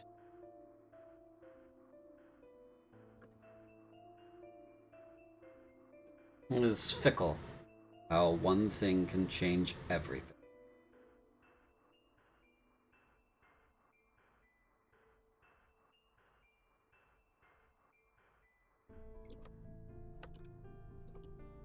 I hear tip-tapping on the keyboard.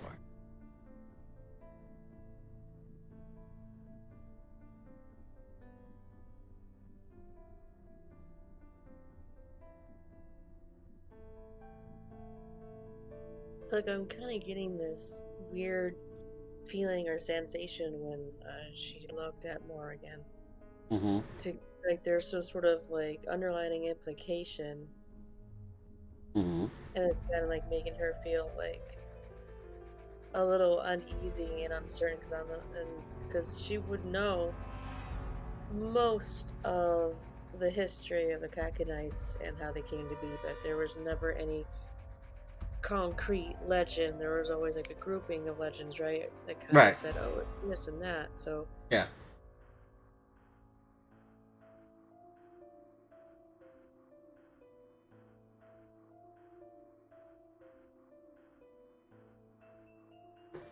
What was the deal for?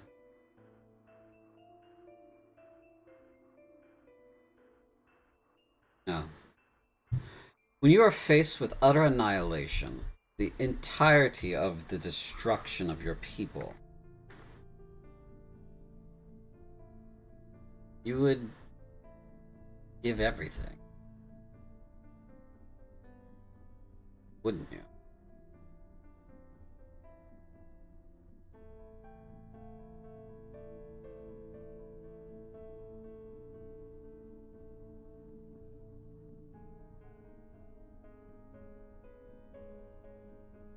You are aware that the same rules that bind the Comtesse bind me, yes? You are so very close to putting it together yourself to free us all from this cage.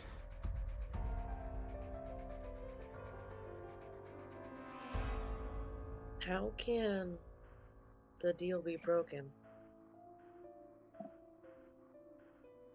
It can't. It's already been made, and it's already been executed. It is active even as we speak. It continues to this very day, millennia later, time around the pass, over and over again. Yes, little one, what is your... I suppose we're in grade school now. What is this question you have?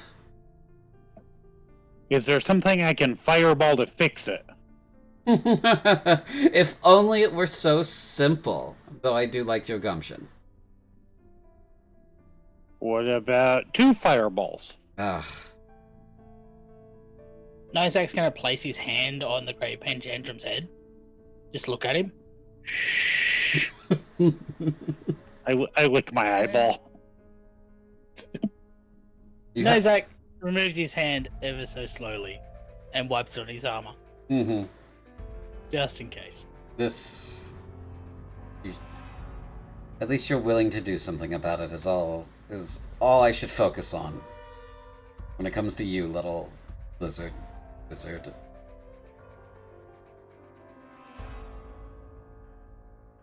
You're very close to putting it together yourself.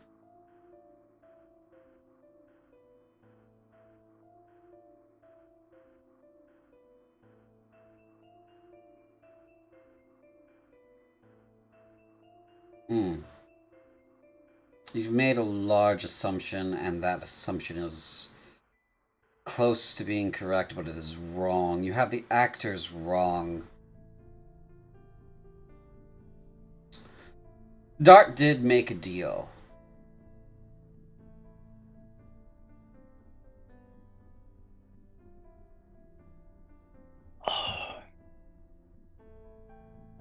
But not with Zulath.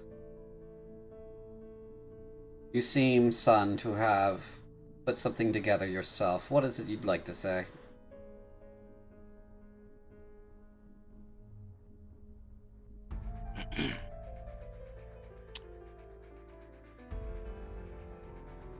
I'm at a complete loss for words. No.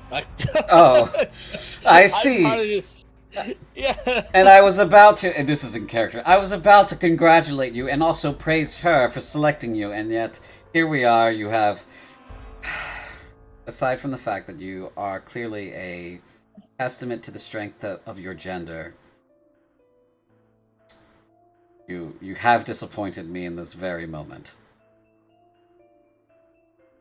No, I'm not going to answer your question just now. I'm busy.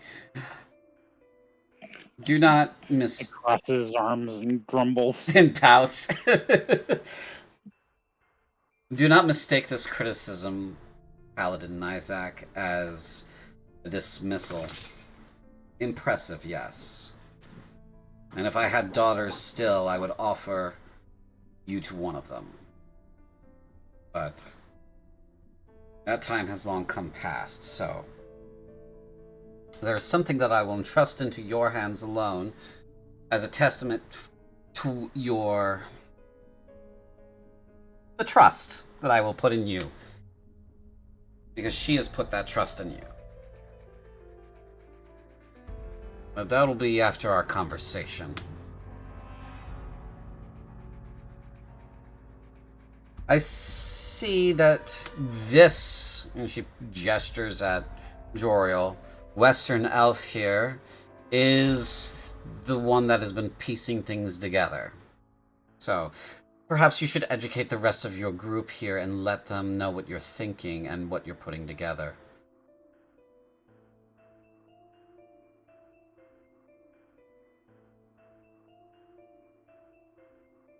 And she turns and she says something in Dark Elvish to her companion. Oh. You'll be able to see it.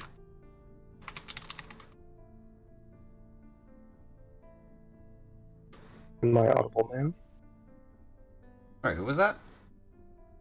That's Joriel, sorry. I was just taking too long to type. Oh my god, Lee, you sound horrible.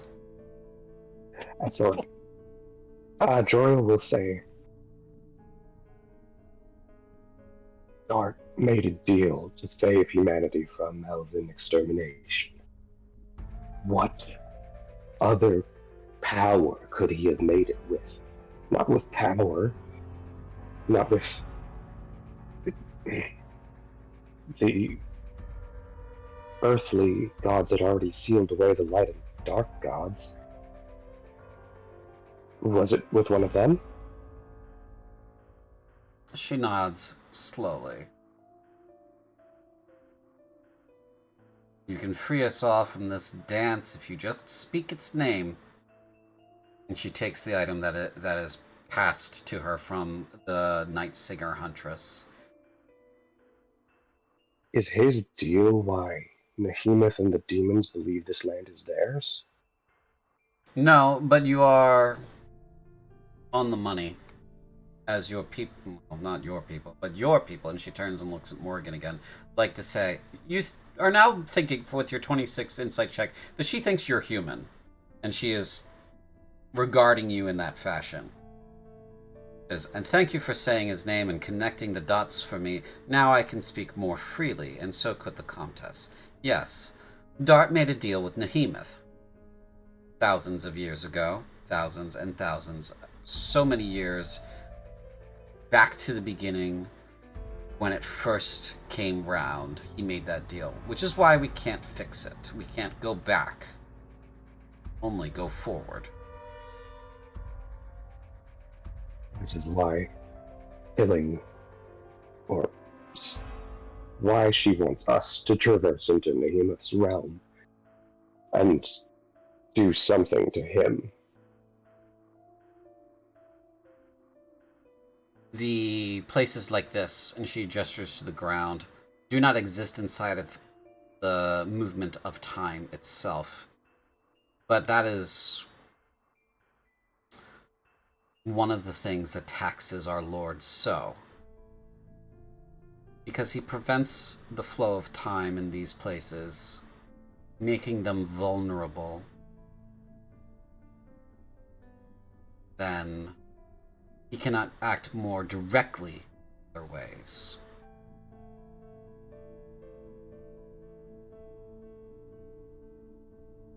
So, if you kill it, then it dies forever. But you'd have to kill And it. then, is that where human souls go after the spectral realm? They were promised to him?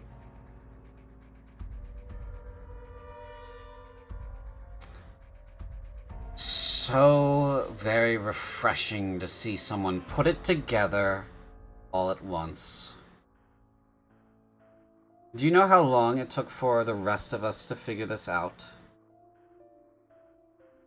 How hard we struggled to dig it out of the bones of the earth. She walks to Nizak and passes him a piece of cloth.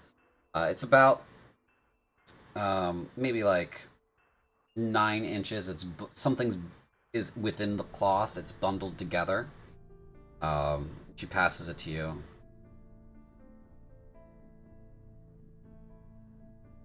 Sorry, what was she handing me? She was handing me. She's handing you an object wrapped in cloth. Oh, right. Mm-hmm. I take it with carefulness, I guess is the word I will use. Mm-hmm. As she turns from the conversation that she's having with Joriel and the rest of you, and says directly to you, Nizak, this supersedes everything. Make sure you get it back to your mistress. It belongs to her.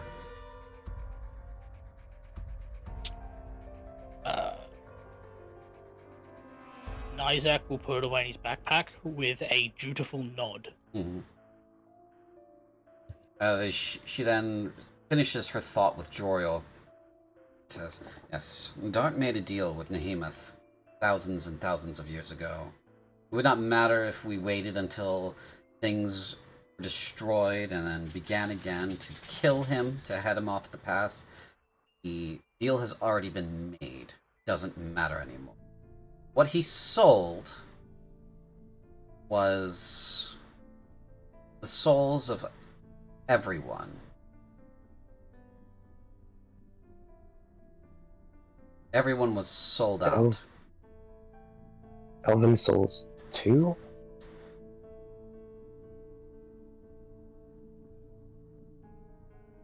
Elven souls, human souls, pretty much everyone. And you would think that perhaps there was a necessary component that would give him power over elven bloodlines to be able to do so, wouldn't you, Joriel? That was what I was about to ask.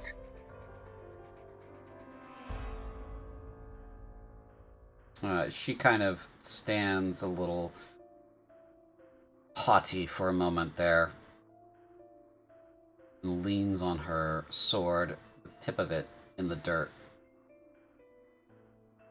and says, well, the only ones that can escape that fate are the Scaldi, the Fae,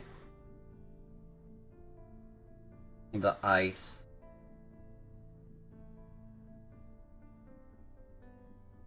and a few others that exist elsewhere, that came about here without any help from divinity. So everyone here, except for him in the back,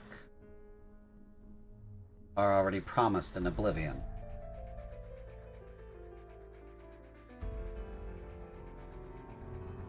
Because Dart wasn't fully human.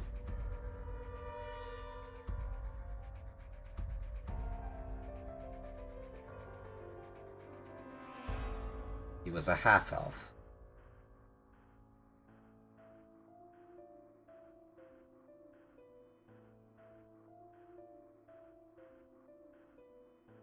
Still of dubious legality that you can promise a soul that isn't yours.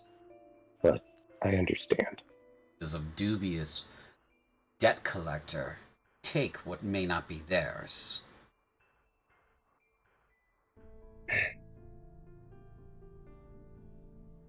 How do you think the Dark Elves came to be, Joriel? Nizak? Morgan? And Jandrum, was it? Rotak? What sin could have been so great for the elven perspective that they disregard our very existence?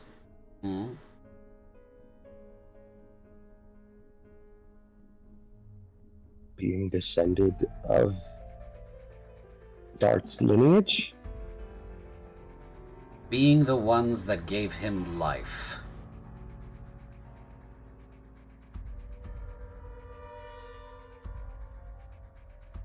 In the literal sense or a figurative sense?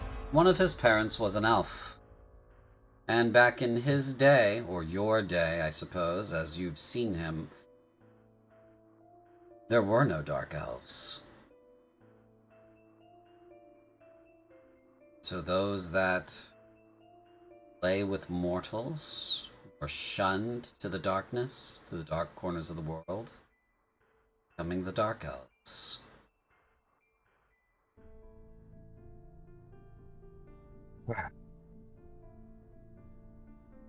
I see. So, Dart is as much yours as he is ours, as he is humanity's. The great bridge that links the three of us together. And dooms us all.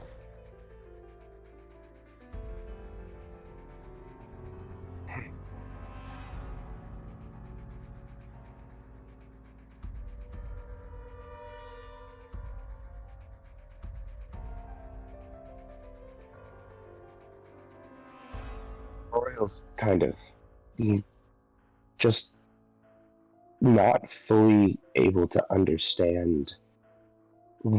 He's just thinking, why? Why would you do this? But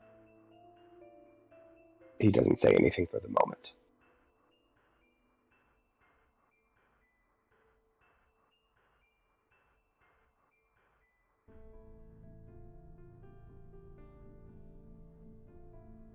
What will you do now that you know?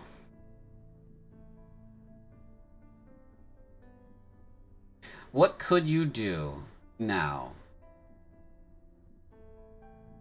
Knowing that those that brought you back from the jaws of the greatest evil that has ever traversed our worlds already know. She already knows, and so does the other two of them.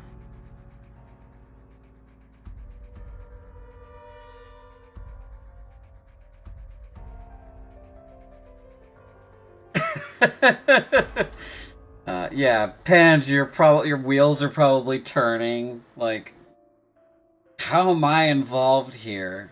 Yeah. There's a reason why you're involved. Not He's occurring. like, this hardly seems fair. Yeah, it's just not occurring to him. He's not really thinking about the science of how he was made.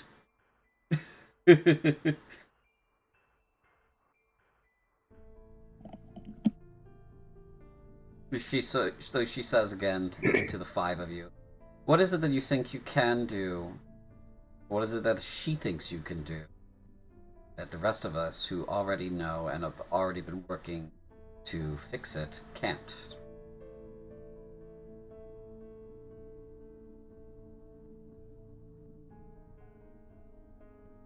Are we... You said we're not... You said all of the time magic in the world can't bring us back to that moment. Yes? Correct. To both of you, you'll have to go to his prison because he cannot leave it.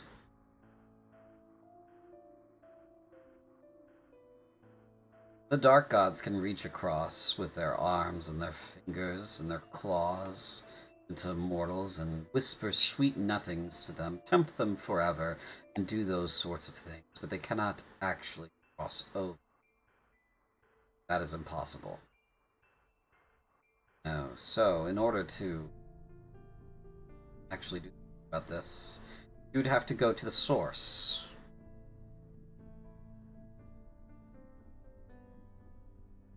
I'll be perfectly honest, I don't know why she picked me. Or any of us.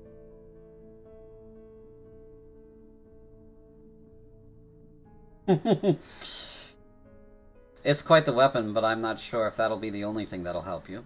But it has been blessed by our master.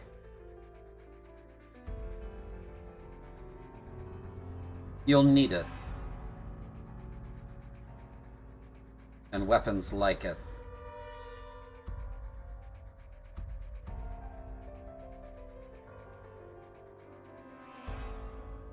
There are many weapons that can give something its final death. Have the essence of fate within it.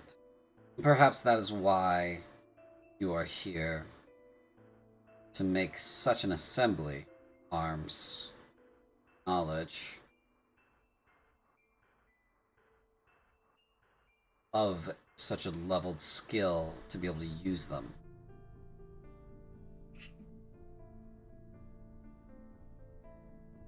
Give a demon its final death, you want such a weapon. Slay it its own plane. That goes the same for the god.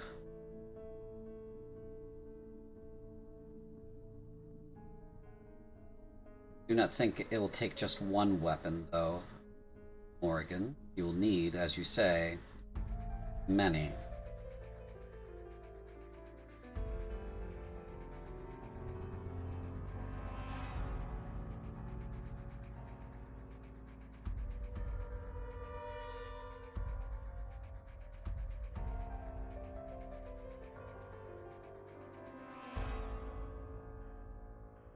So will you leave now and return to whatever puzzle box she's having you solve?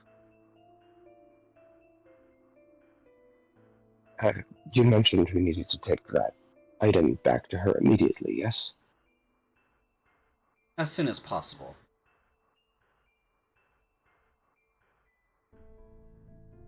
Suppose we should do that then.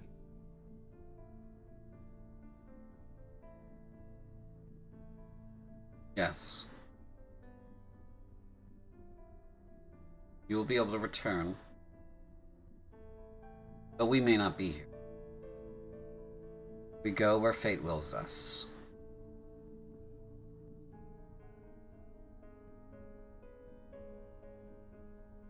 But the asylum will last.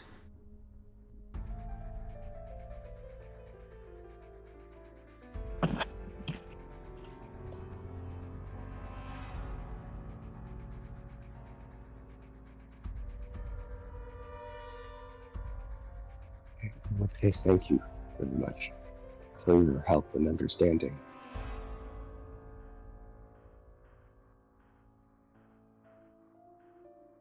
Jory will bow and get ready to leave.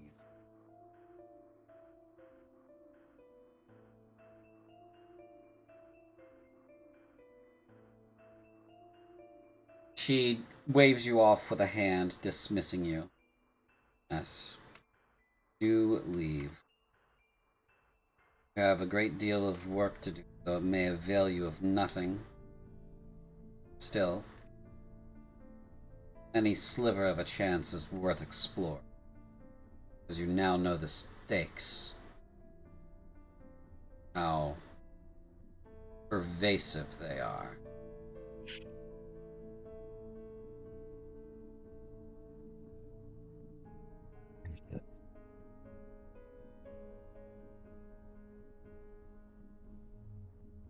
Isaac, a moment.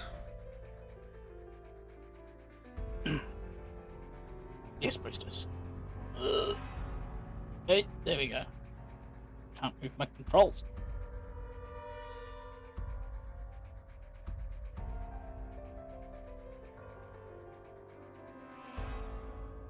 She looks at Pange and Morgan while Nizak waits.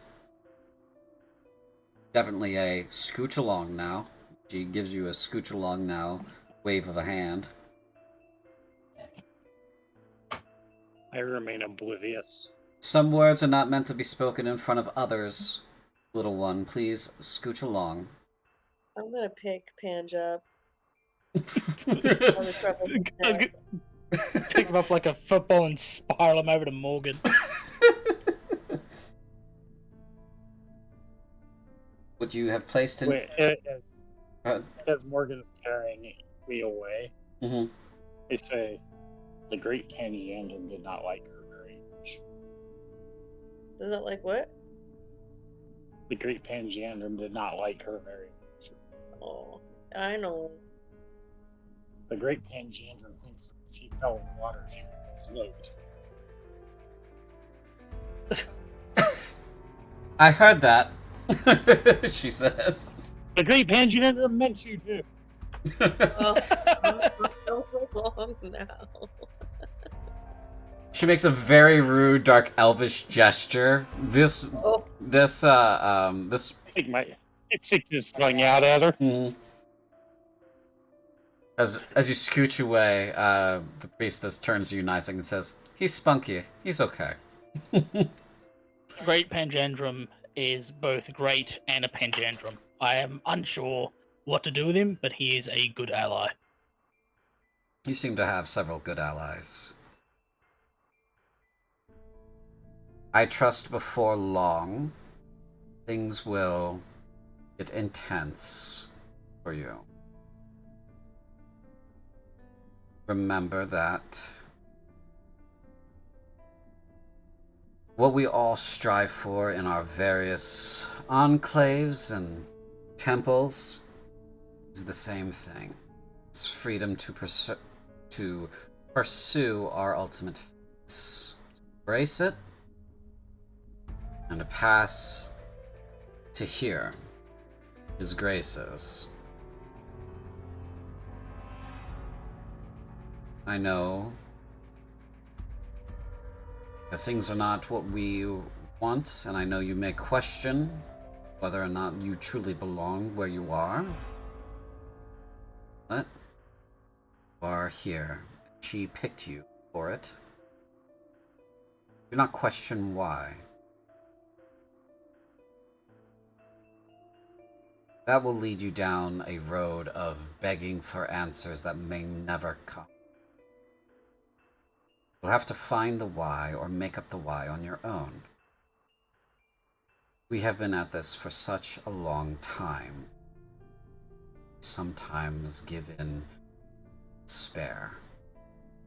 This is the long war.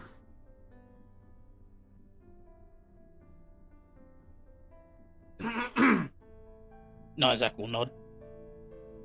When we trained you when you were a child, talked a lot about the long war, about facing darkness and facing evil and defending your priestess and your temple, your people. This is what it all really means. The petty squabbles of the lands below on that blue dot over there, and she points at Valgas, which is in the sky, don't mean anything as much as this. I will give you one last gift, Isaac, and that is surety. I will give it this. Remove your helmet. Ah, damn it! Take your helmet off. Get a room. Can I even take my helmet off? You can. You just cannot take the rest of it off. Okay, I will take my helmet off then. Okay. She gives you, like, she, I guess, strokes your hair from the top of your head back, gives you a kiss, pats you on the shoulder, says, remember what I've said. Be off on your way. Isaac will once again nod, place on his helmet, turn on his heels, and walk away.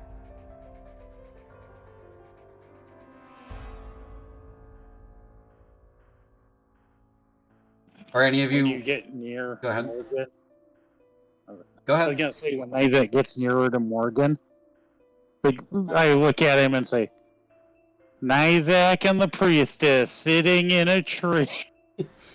Isaac's gonna grab the Great Panjandrum on his snout and goes, remember, I can toss you like a spear. Yeah, And then not let's while I'm go. holding him, though. I'm holding him. He's mine. Still gonna grab him by the snout.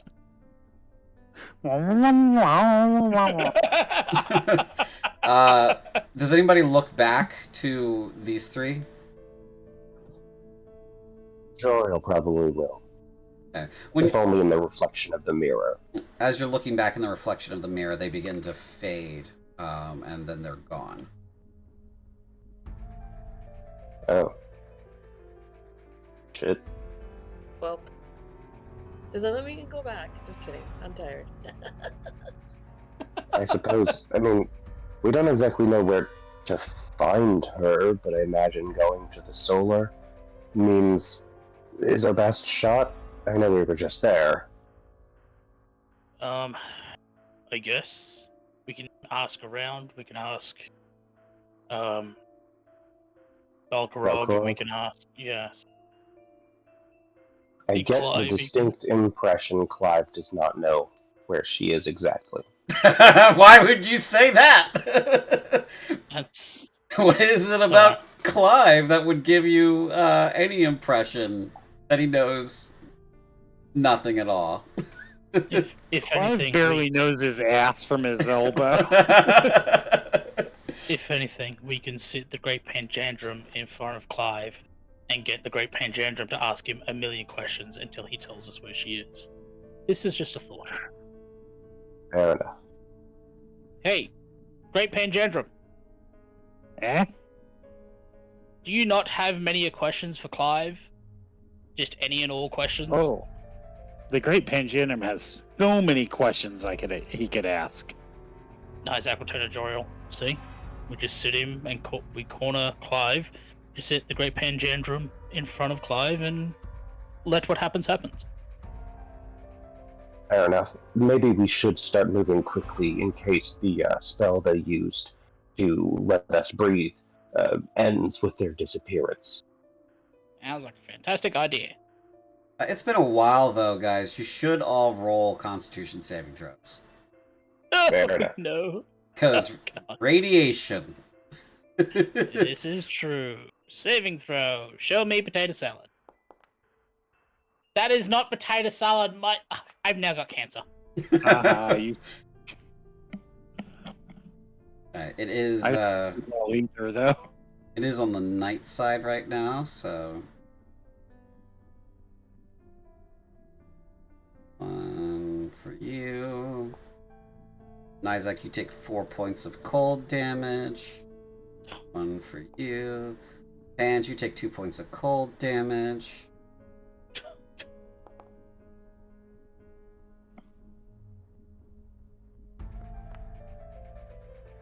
Okay, Rotak's good. Morgan's good. Alright.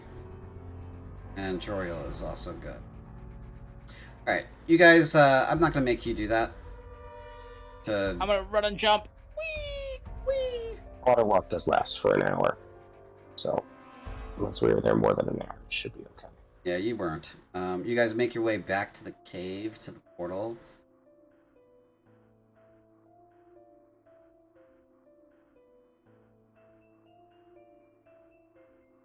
And I suppose you're going back to the solar? Yes. That is the plan. Yes. Yes. Yep.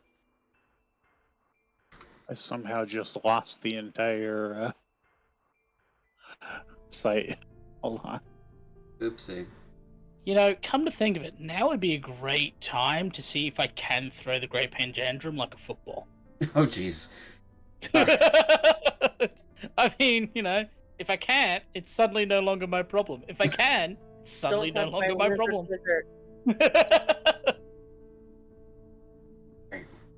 You guys proceed back to the solar. You arrive. We have about 12 or so minutes left. Anything you want to discuss or do when you return? I'm gonna go lay on the couch You're gonna lay on the couch? Okay. and like just oops, hello. Just think about what the Dark Elf said when she looked at me the way she did. Like, what does she mean? How far? I don't know these names. Should I know these names? You can make a history check if you'd like.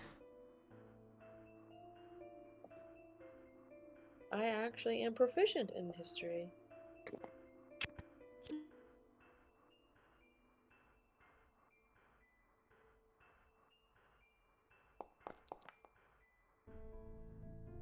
This isn't a stretch at all. Dart is the name of the founder of the Justier family, who are the royal family of Krunth. Apparently, the royal line has been unbroken for over 1,000 years. It is also the word for spring. That's where you get the, your Corinthian word for spring. Dartria is of the spring. So, here's your history lesson for the day. Yay.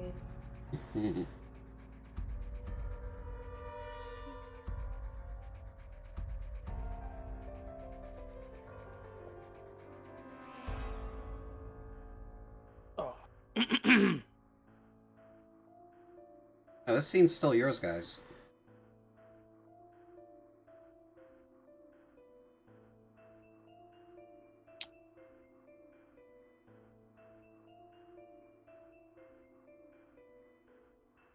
The Great Panjandrum is shivering in front of the fire. Oh, poor guy. It was cold out there. He's a was- wizard. It was really cold out there. When you weren't in the sun, which was boiling, you were freezing. Yeah.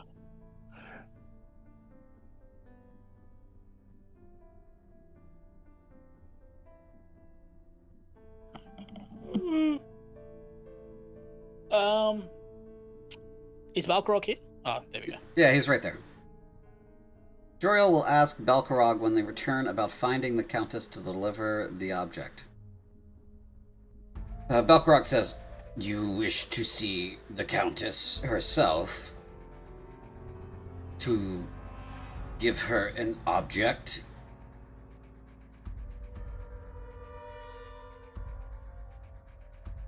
Is that right?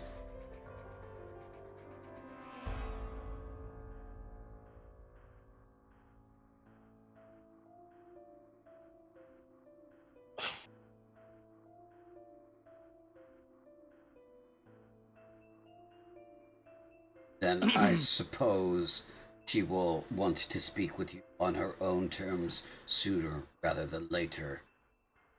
I would proceed, as it were, as you normally would. Get some rest and see if she is willing to speak with you now about it.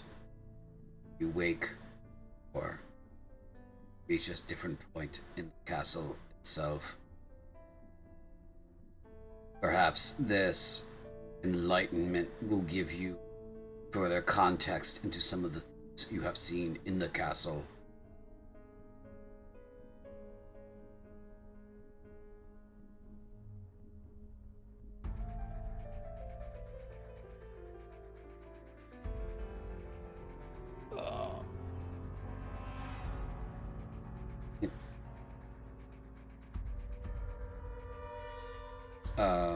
And then he kind of nods in his spidery way, which is just like lowering his head down and then back up again.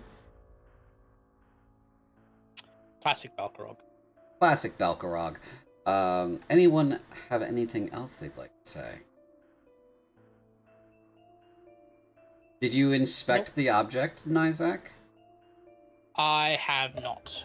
How is Nizak feeling at this moment? And how is everyone feeling at this moment? Confused? Continue. No, that's it. Just Confused. just confused. Okay. Hmm. Anyone else would like to offer up anything?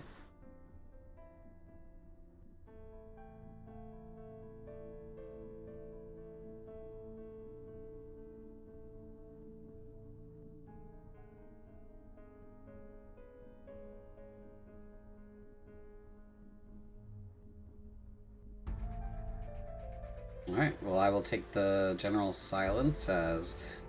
Oh.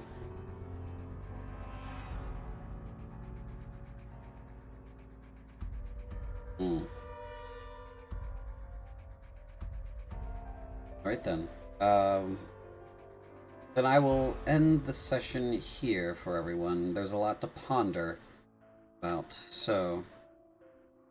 And hopefully we'll have more voices for next session. So...